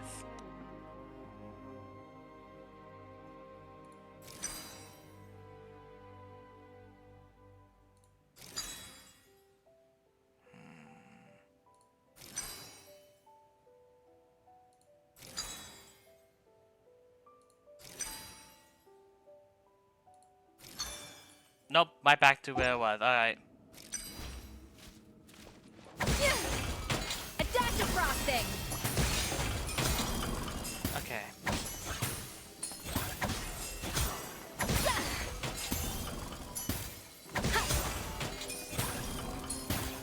We have a week. Okay, let's try now. Oh, wait a minute. Boosh. Boosh. There we go.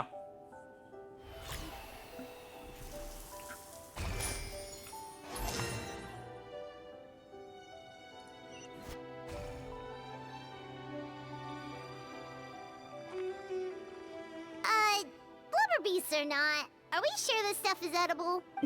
Trust me, they'll love it. Oh, good question. If we try to put them in the pool, we'll probably just scare them off again, and who knows how long they'll be gone. Yes, we can't afford to wait for them to double back. Oh, what was it that Modeste said again? Something about the food flowing away on the current. We literally just put it on the current.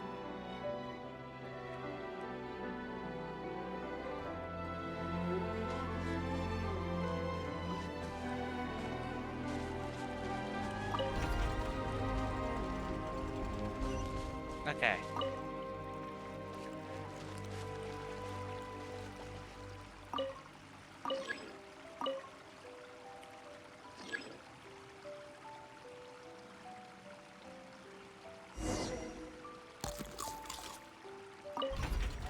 Wow, it's really singing! It must taste better than Paimon thought! The tracks turned back again. Ugh, so annoying. Alright. So we need okay. Let's get TV. Oh, I see.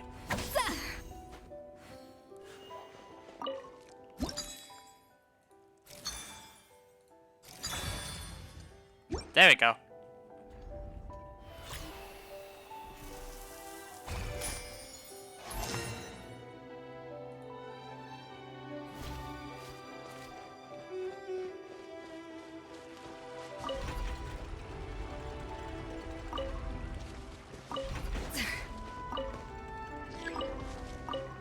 Go, go, go, go!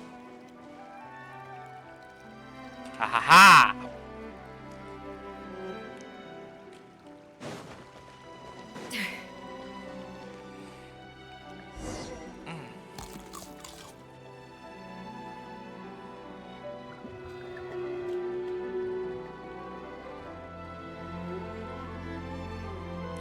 And now it will Hey, open. It's open.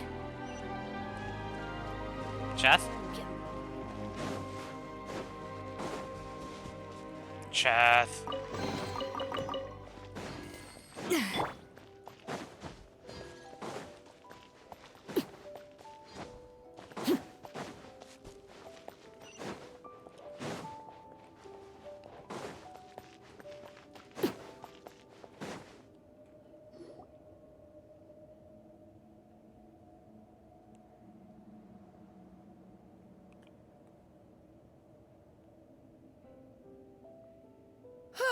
Hey, give me your water.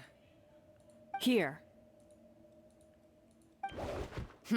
I said your water, the one you just drank out of. Sure.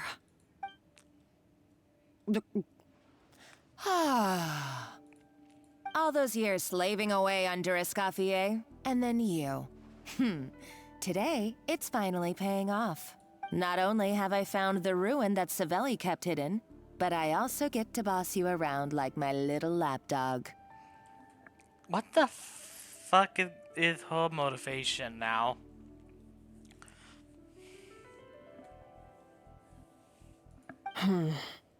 Hey, go scout ahead for me.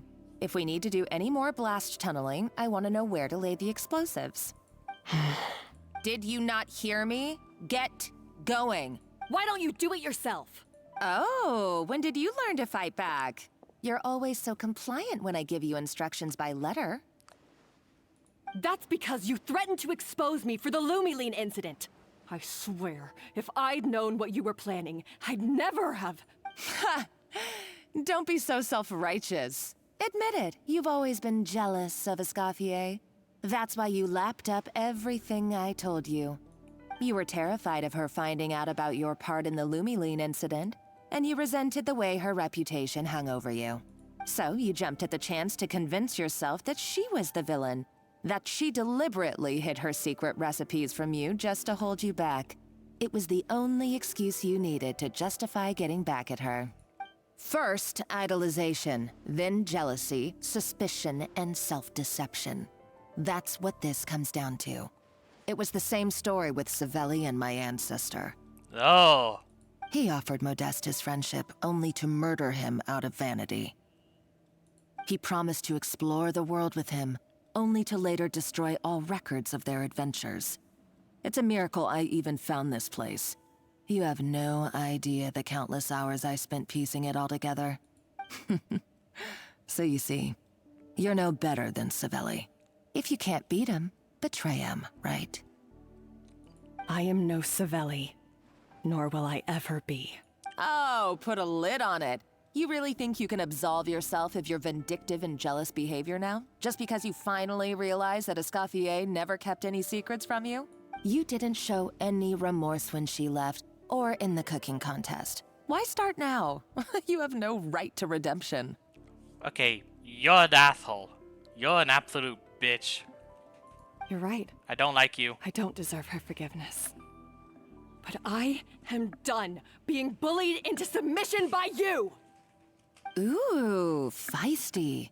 But you should watch your tone. Talking to me like that could get you in big trouble. I somehow doubt that. Since I poisoned both our water bottles. Oh! What?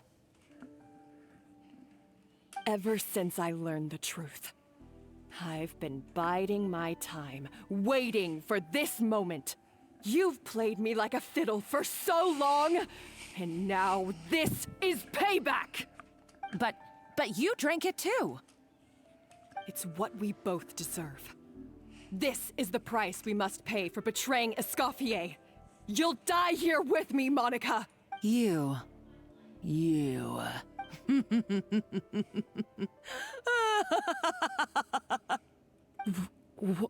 What's so funny? Oh, you're too much.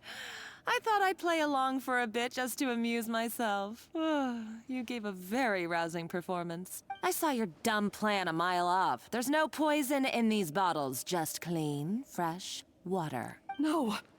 Revenge is a dish best served cold, you know?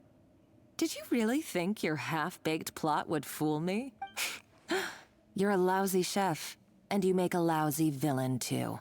A complete waste of space. No wonder you never amounted to anything. Everything I ever did was a failure.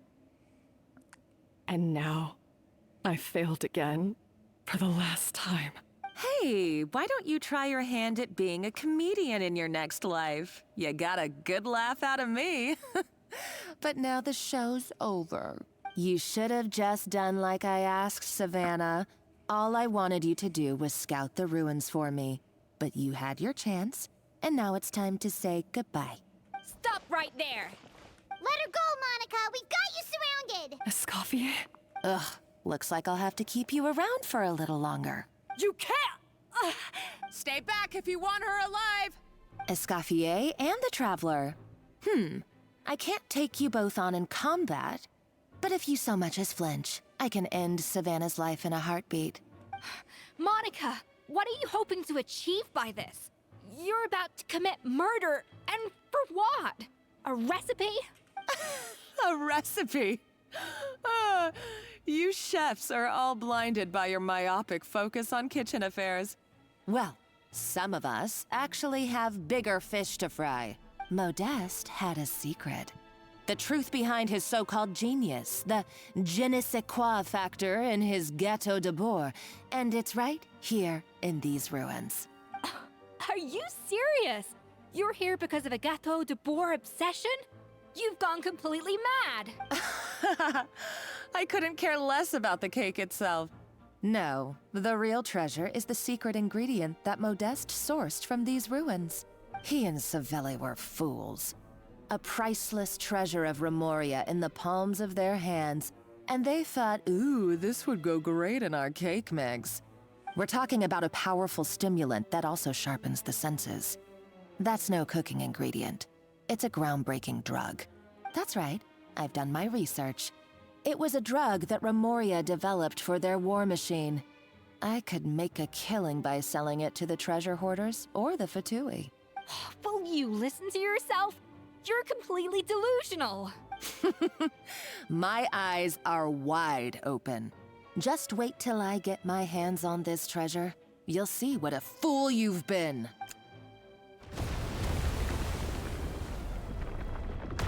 Wait, what's that sound? Just when I thought she couldn't get any crazier. She's lucky the whole place didn't collapse. Uh-oh, Savannah's gone too! Monica must have taken her. Oh, what a coward. She's only taken her hostage because she knows that she's no match for you. That's true. Even if she finds the treasure, she'll need Savannah alive if she wants to get out of here in one piece. Oh, well, our path's been blocked, so let's look for another route.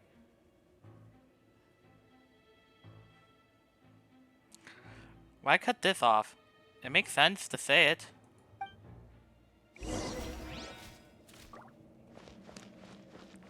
A little amuse-bouche. Ah. Even more ah. Okay then. The water looks pretty deep here. Maybe it leads somewhere. Wait, what? Oh, shit!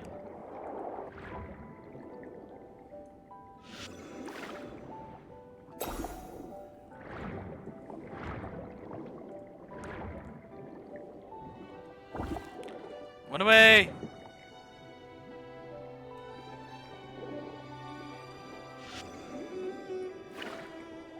Okay, there we go.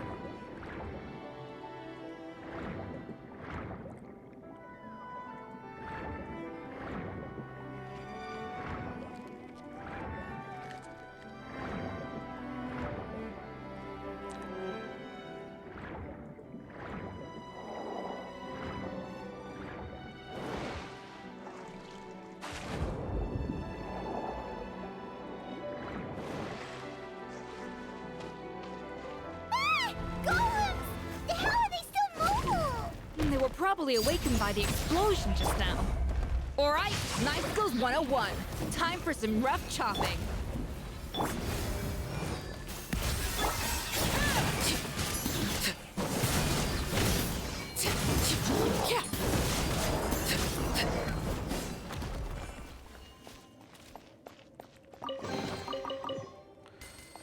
That was easy.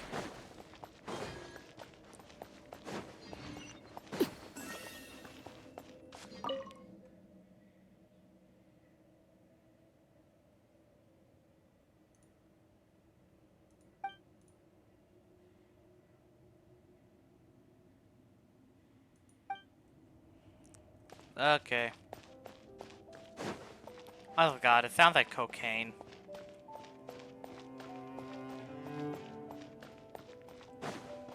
Honest to God. Another door?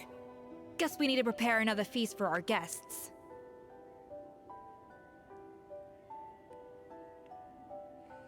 Alright then. Okay, so we just have two behind. Well, just two behind, so. Unlucky. Okay, unlucky again. And again.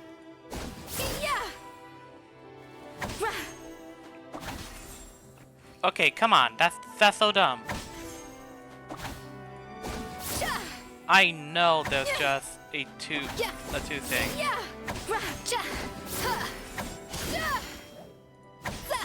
Okay, fuck it.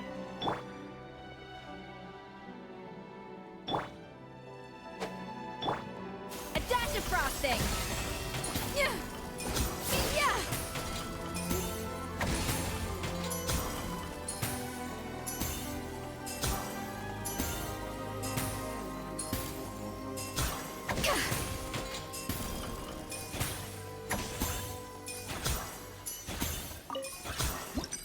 Okay.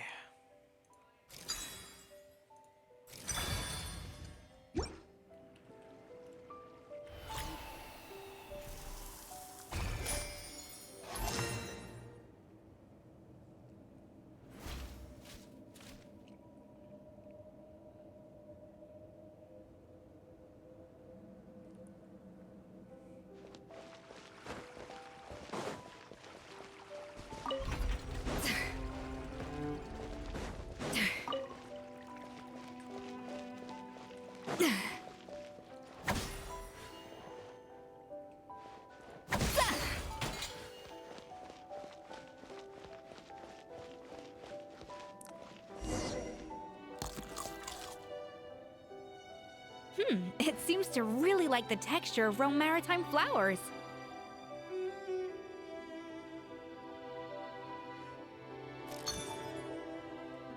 Alright, next.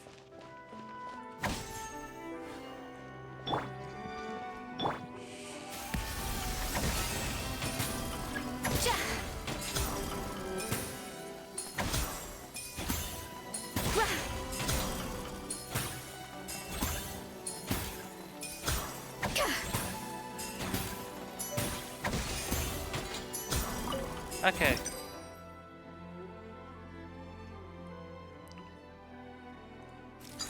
Let's try like this.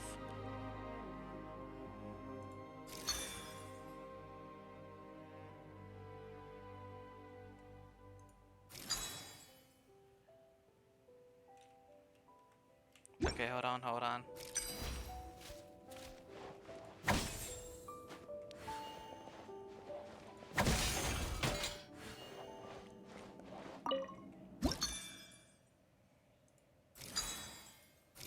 Aha!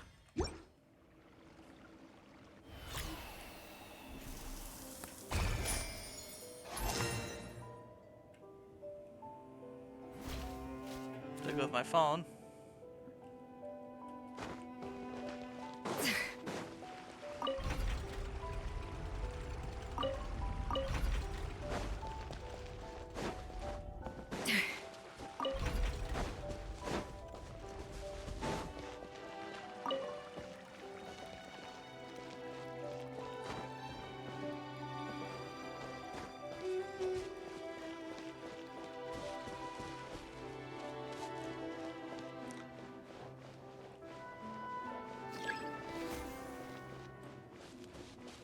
Are you kidding me?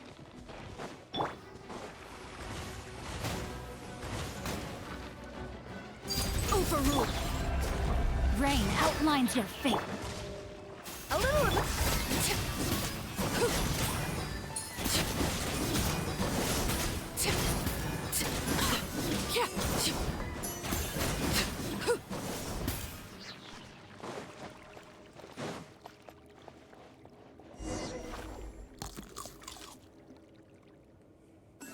I never knew you could process Lumitwol like that. Alright, I've got to jot this down. Jot? Lumitwols and maritime flowers. This could open the door to a whole new world. Yep, that's literally the plan. Wait, hold on. Which door are you talking about? Job. What the fuck does job mean? Does that mean write? Does that mean like write it down?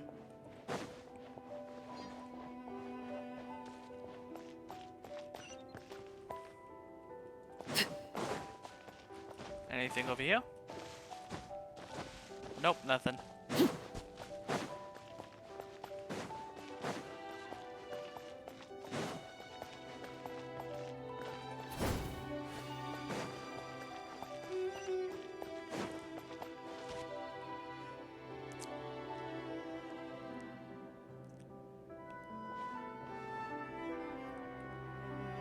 That's strange. These don't look Romorian to me. More like last century Fontaine.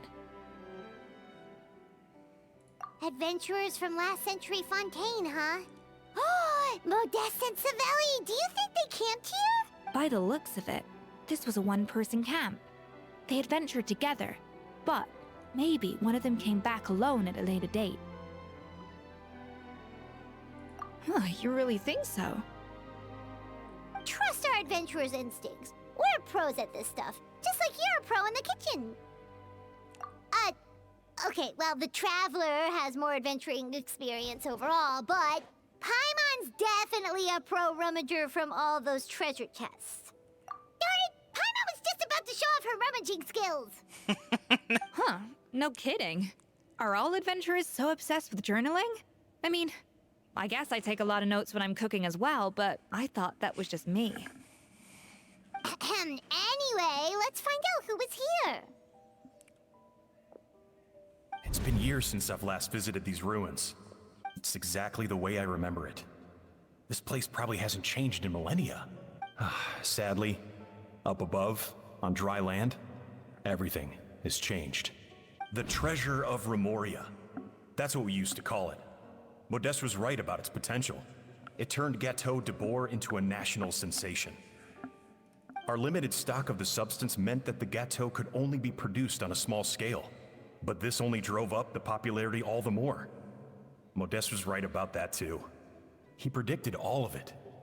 He was praised as a genius, while I, as the one person who'd ever disagreed with him, was labeled a talentless fool. Modeste tried his best to console me, but I knew better than anyone just how great the gulf was between us. Our conversations grew scarce, and we saw less and less of each other. I didn't fight it. He had new friends and a career of his own. Why invite further disdain by inserting myself where I did not belong? I told myself that maybe one day, when I finally created a masterpiece of my own, I'd be able to face him without shame. Or maybe one day, when I've put these feelings of self-loathing behind me, I'd be able to ask him with a smile on my face, how about we go on one more adventure, for old time's sake? Unfortunately, that day will never come. So it was Savelli.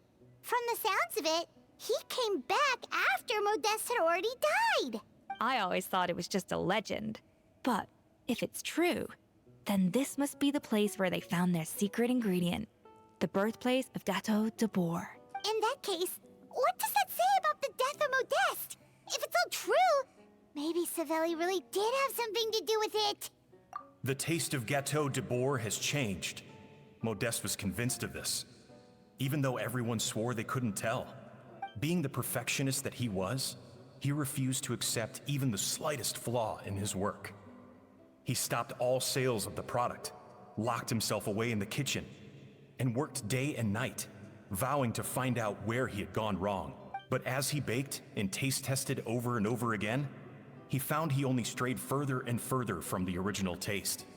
It was only when he was sipping on coffee one day and realized he could not taste the bitterness that the truth finally dawned on him.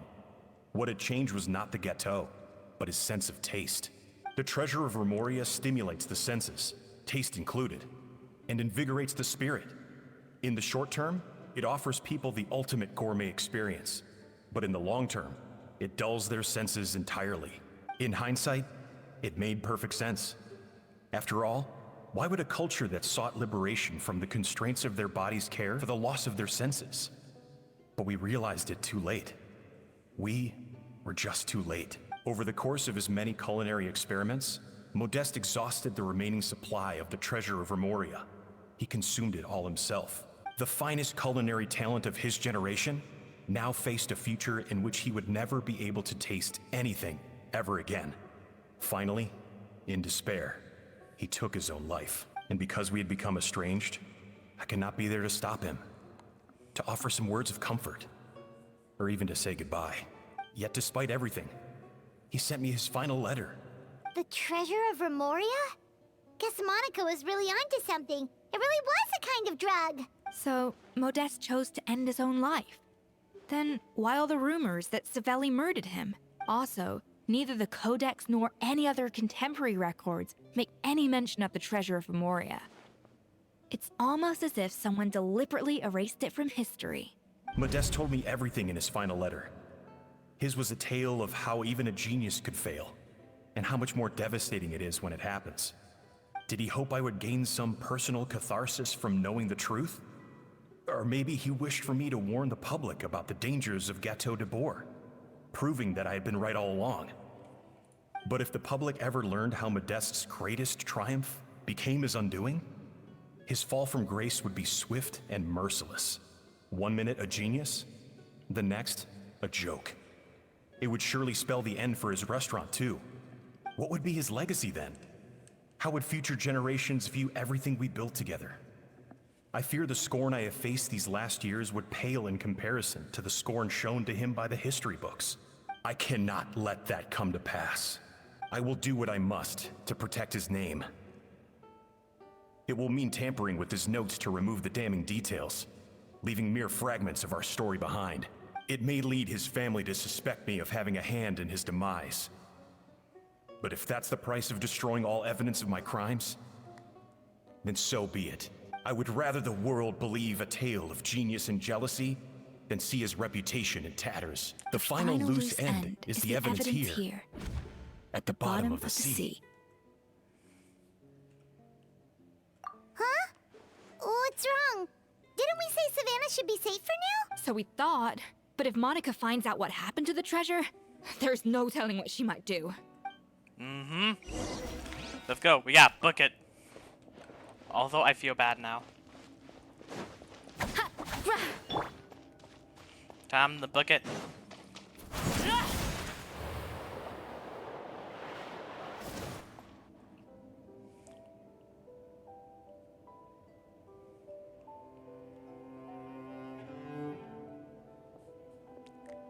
The treasure of Remoria. I have found you at last. Savelli, you tried your best to bury the truth, but you underestimated the children of Modeste. Some fragments of his diary escaped your clutches, and we have held on to them for generations. But I have to thank you too, Savannah. Without your help retrieving the Codex, and with it the last piece of the puzzle, I may never have found this place. But now, finally, the secret to Remoria's military might is within my grasp. The treasure of Remoria is mine!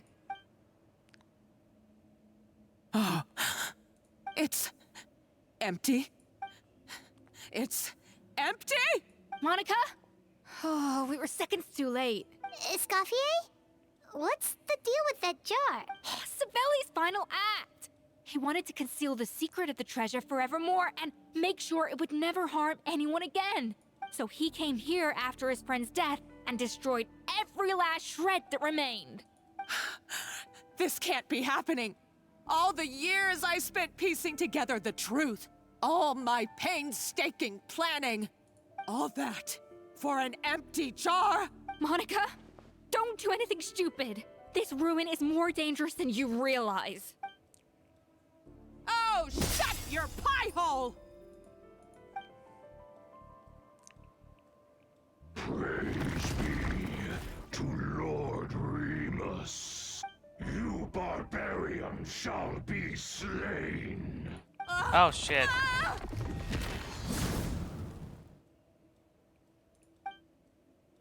She's a nutcase! A liability to herself and everyone else! Well, now it's up to us to clean up the mess she's made. Take these golems out! Frick!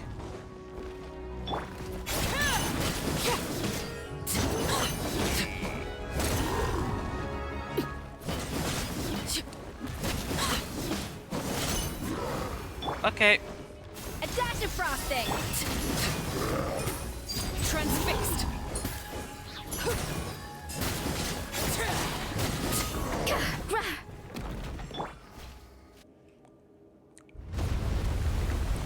Ah! Why is this place still shaking?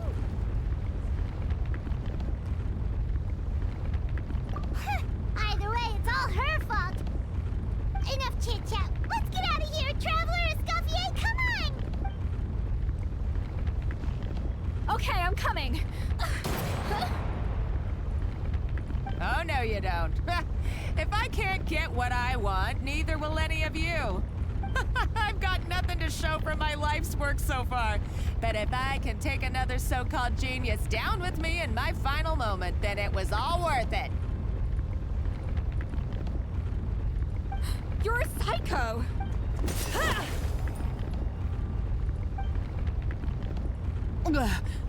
Savannah? When did you wake up?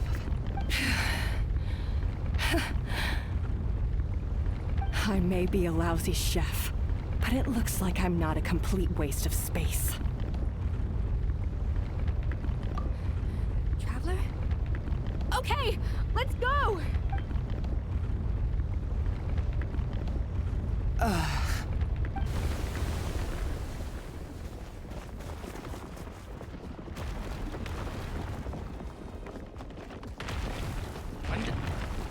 When did the gun come into play? Holy moly.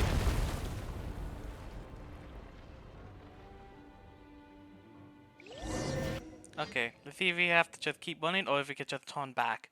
Because if we could just turn back, Monica, I'm coming to get your ass.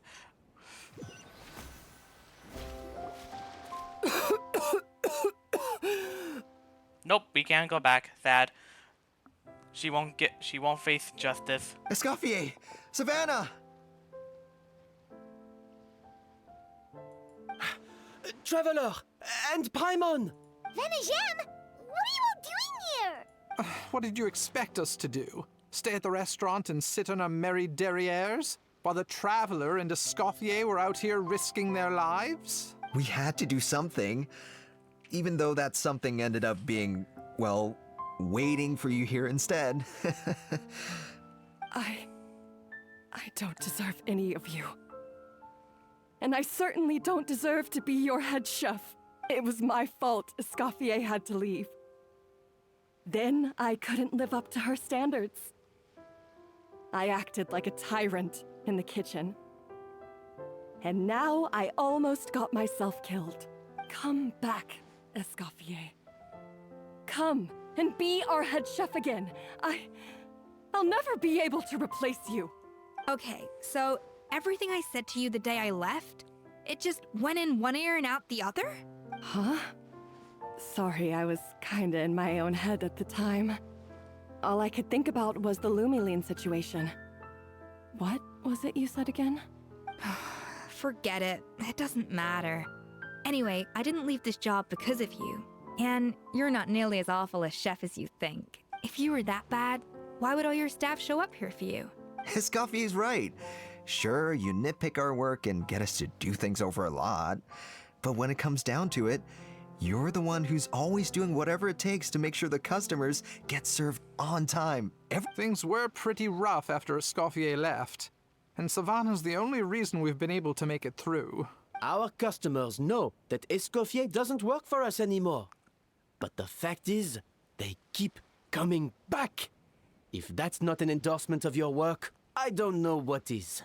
At the end of the day, we're all human, and we all make mistakes.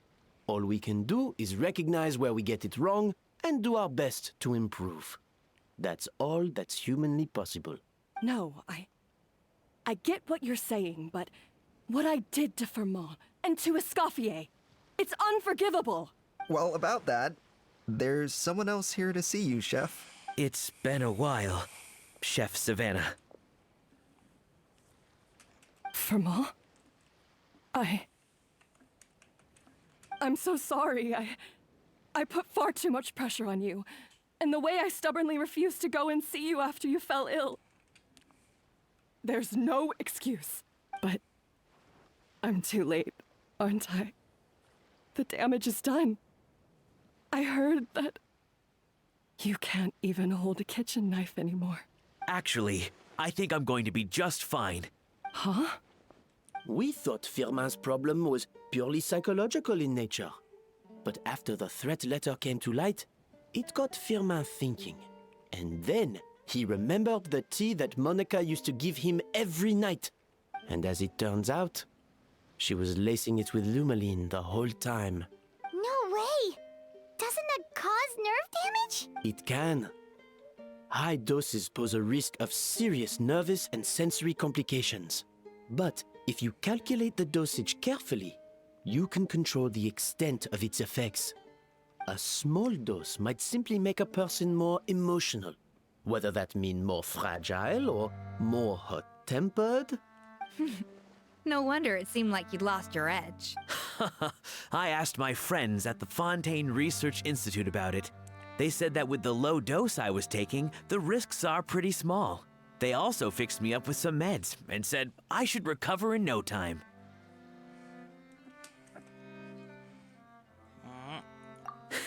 Well, that's what happens when you give someone a little bit of hope to cling on to. There's more. We believe that Firmin was likely not Monica's only victim. You mean she poisoned me too? Oh, so that's why Savannah's been so irritable this whole time! Let's not be too quick to blame everything on the Lumaline. That stuff can only amplify what's already there. So tasty food will seem like the most delicious thing in the world, while food you don't particularly care for will become utterly revolting. So you better make sure you reflect on your behavior and apologize to every single person you've wronged. I will. I'm sorry. There's still one question that's really bugging me. Why is it that no matter what I do, my Gâteau de Bourg never tastes the same as yours? Is it just... I mean, is it because you're a genius and I'm not? It's because the heating element in your oven is broken, you silly goose. Wait, is that... What?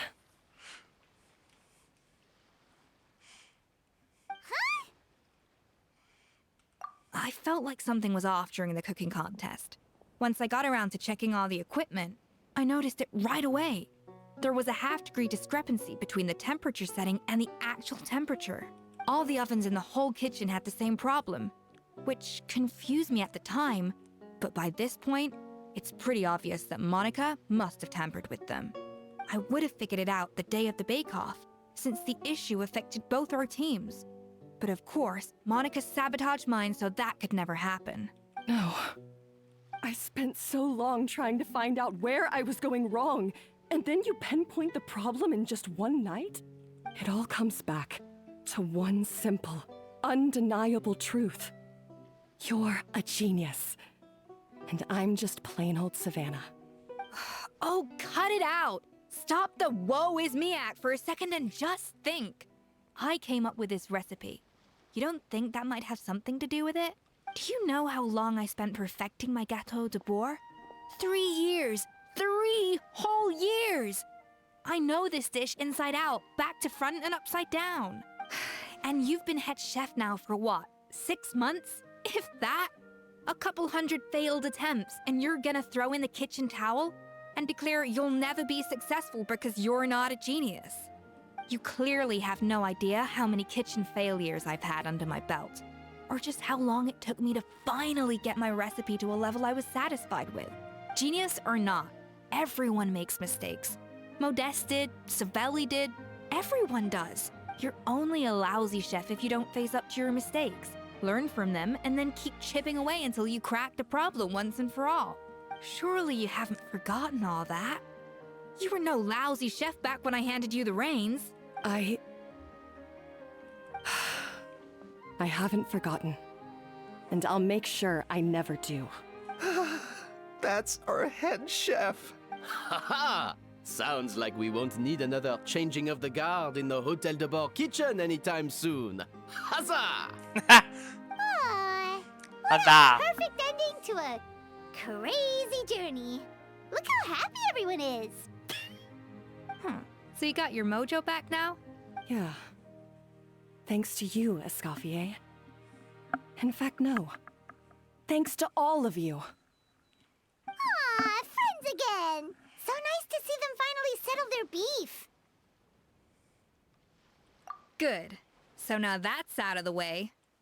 It's time for payback.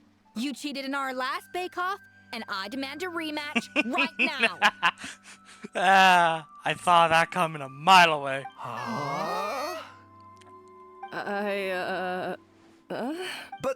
But that was mostly Monica's fault, wasn't it? Right. And also, does it have to be right now? Savannah's only just got her mojo back, and you barely escaped from a death trap. No excuses. This is a cooking contest between two top chefs, and nothing will stand in its way. So grab your spatula and get ready, because this rematch is happening today. Right now, this instant. Hey, so, this whole time you were salty about losing? Second cooking contest commences now! This time, no more games, and no holding back!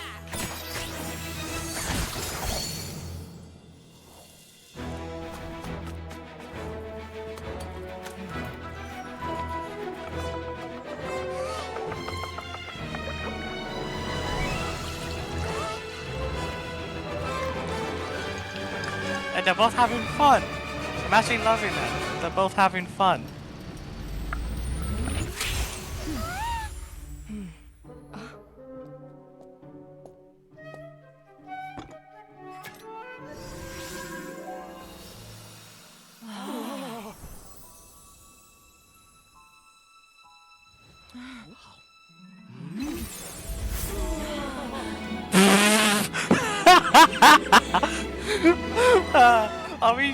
Are we in food wars or something?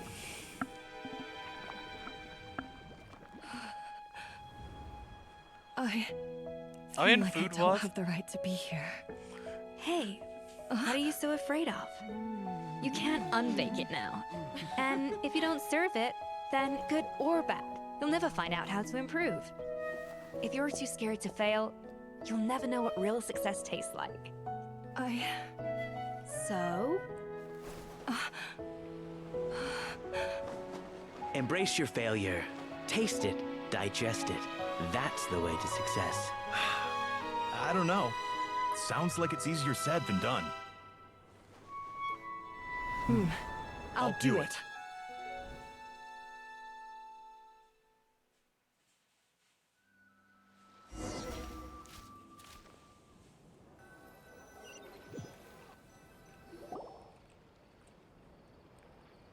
The results are in! A landslide victory for Escoffier! Quite rightly, too. Piece of cake. Oh yeah, look at that! Savannah looks pretty chipper too, considering she lost.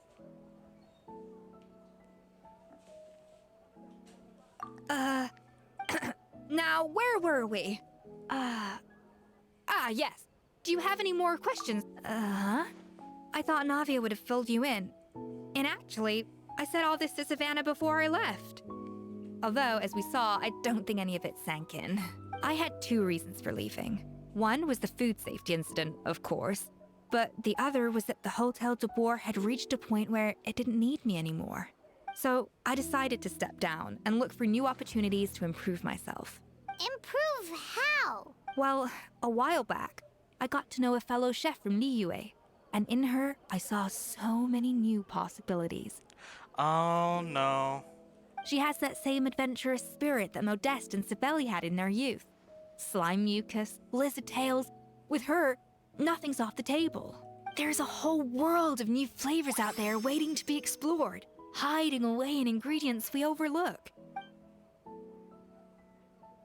Case in point, remember those Romaritime flowers down in the ruins? I used them in the cooking contest just now. Did you taste the difference? What? Paimon didn't notice at all. Half of the art of cooking is dissecting the recipes of previous chefs. and figuring out the exact constellation of elements that gave their work its signature taste.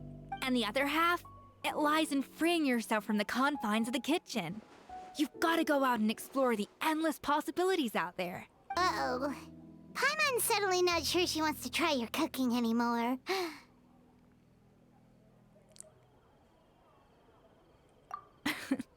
Don't worry, it's not going to be a free-for-all like in Modeste's time. Before I put anything into my food, I'll obviously do my research, make sure it doesn't contain any harmful substances. In the meantime, take this. It's a recipe for Petit Gâteau de Bourg revised version. I tweaked it to suit your needs as busy adventurers. Hope you enjoy, and remember, feedback is always welcome. All right! So, do you ever see yourself returning to Hotel de Bourg? Oh, of course. I've already promised Banishem that I'll come back every once in a while to make sure the quality of the food remains at an acceptable level. You know, Paimon's still a little disappointed that we never got to see the treasure of Remoria. Surely Monica wouldn't have gotten drawn in so deeply if it wasn't for all the mystery surrounding the original Gâteau de Bourg. She practically dedicated her life to finding the lost pieces of Modeste's diary. Then went to all that trouble to infiltrate the Hotel de Bourg. And in the end, it was all for nothing. Since you mentioned the treasure, between Modeste's writings and what we saw in those ruins, I think I may have figured out the truth. The so-called treasure of Remoria was most likely a substance that the Remorians extracted from Lumitoiles, better known to us as Lumiline. Huh? So then, why all the hype back in the early days of Gâteau de Bourg? Don't forget, it was a very different era. We could barely even refine sugar back then, so desserts were very much in their infancy. In a world of bland food, it's no wonder that the first thing to really excite people's taste buds took the world by storm. And as for the Lumiline, it may well have been somewhat valuable in ancient times. But these days, it's just another drug from the Fontaine Research Institute. Even if Savelli hadn't destroyed it all, I doubt it would be worth that much these days. So after all that, there was nothing in those ruins but worthless junk. Feels strange to say it, but Paimon almost feels sorry for Monica. She sacrificed it all only to get nothing in return. Hey! Huh? Navia? You just got back from that underwater ruin, right? Well, check it out. They ran a special issue. Did you see anything like this down there? Freshly unearthed from the ruins of Remoria. A magnificent jar thought to be over 1,000 years old. Experts say it has immense artistic and historical value. It could be worth an absolute fortune. Wait! Isn't that the jar they used to hold the treasure? If only it was still in one piece. Some butterfingers must have dropped it or something. It's such a shame. Poor Monica.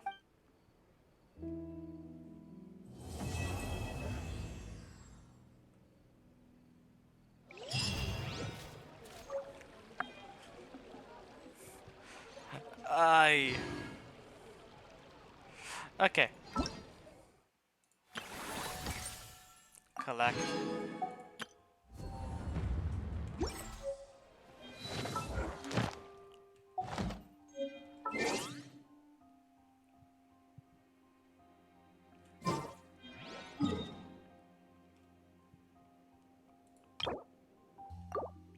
How long will it take? 3 fucking hours. Yeah, I'm not gonna be live streaming for another 3 hours, so I could just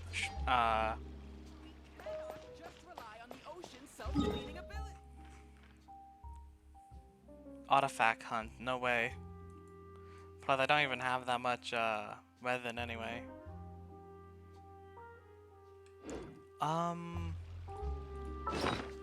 Backpack.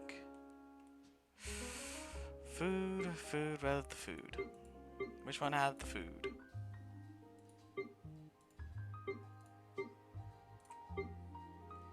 There it is.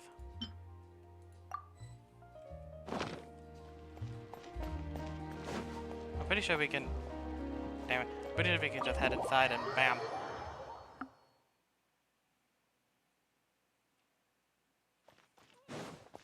Let's see, there should be a cooking thing somewhere. I guess not. Dang it.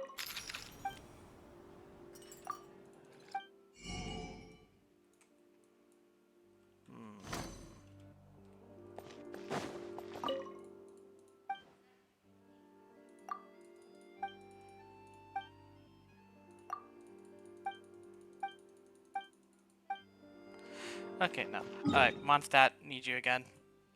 Let's see if I can even make this and see what this is too.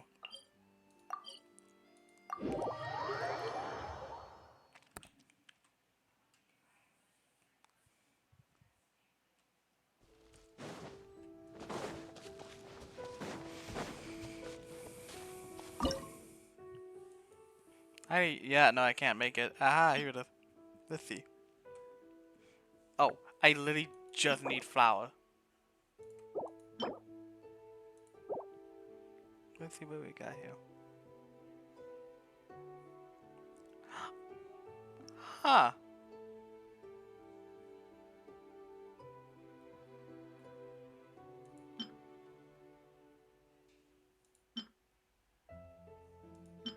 That's not bad actually.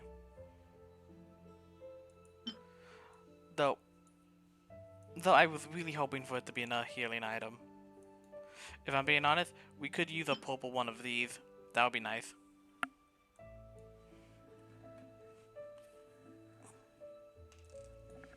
Like imagine that. Like 2k, 3k HP on revive because you know that's frustrating for certain characters.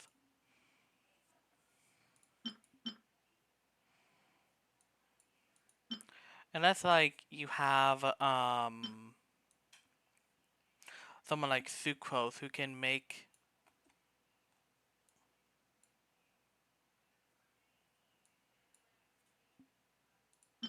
use can make a freaking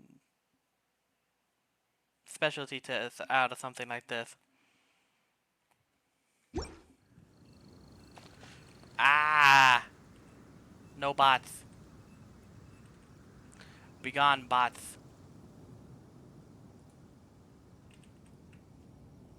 Never go adventuring on an empty stomach. Ain't that the truth? Okay, so what's next?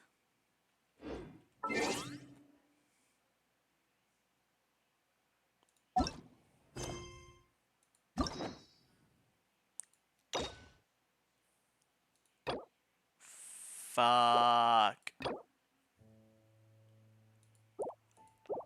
Okay. I am so close to catching up. Alright, so I'm gonna be doing some off-world things. I need to do that.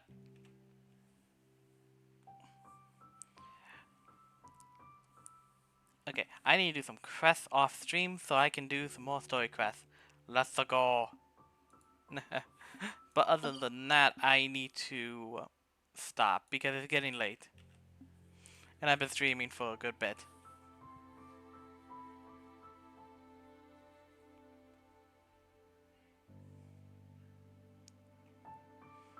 But Zoe, if you are still there, thank you for the follow. If I somehow get the money, I will definitely talk to you.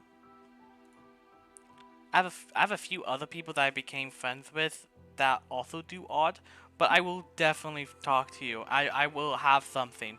I promise.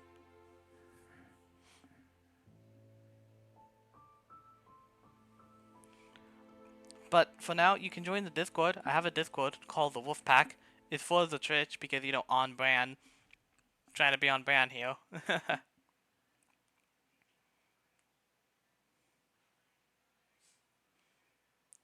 I might have to change some of the world names, but it should be all good to go now, finally.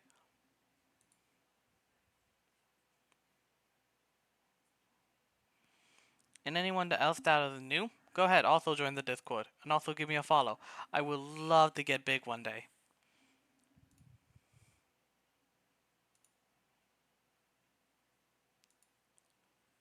Because I could definitely see this being my life. Streaming for a few hours a day, being able to play with my family and friends, also talk to you guys. Like, come on. Who wouldn't want to do that?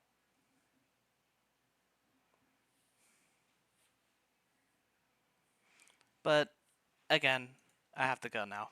I'll see you all later for my next stream. And when that happens, I'm going to be a happy camper. I'll see you all later. Goodbye.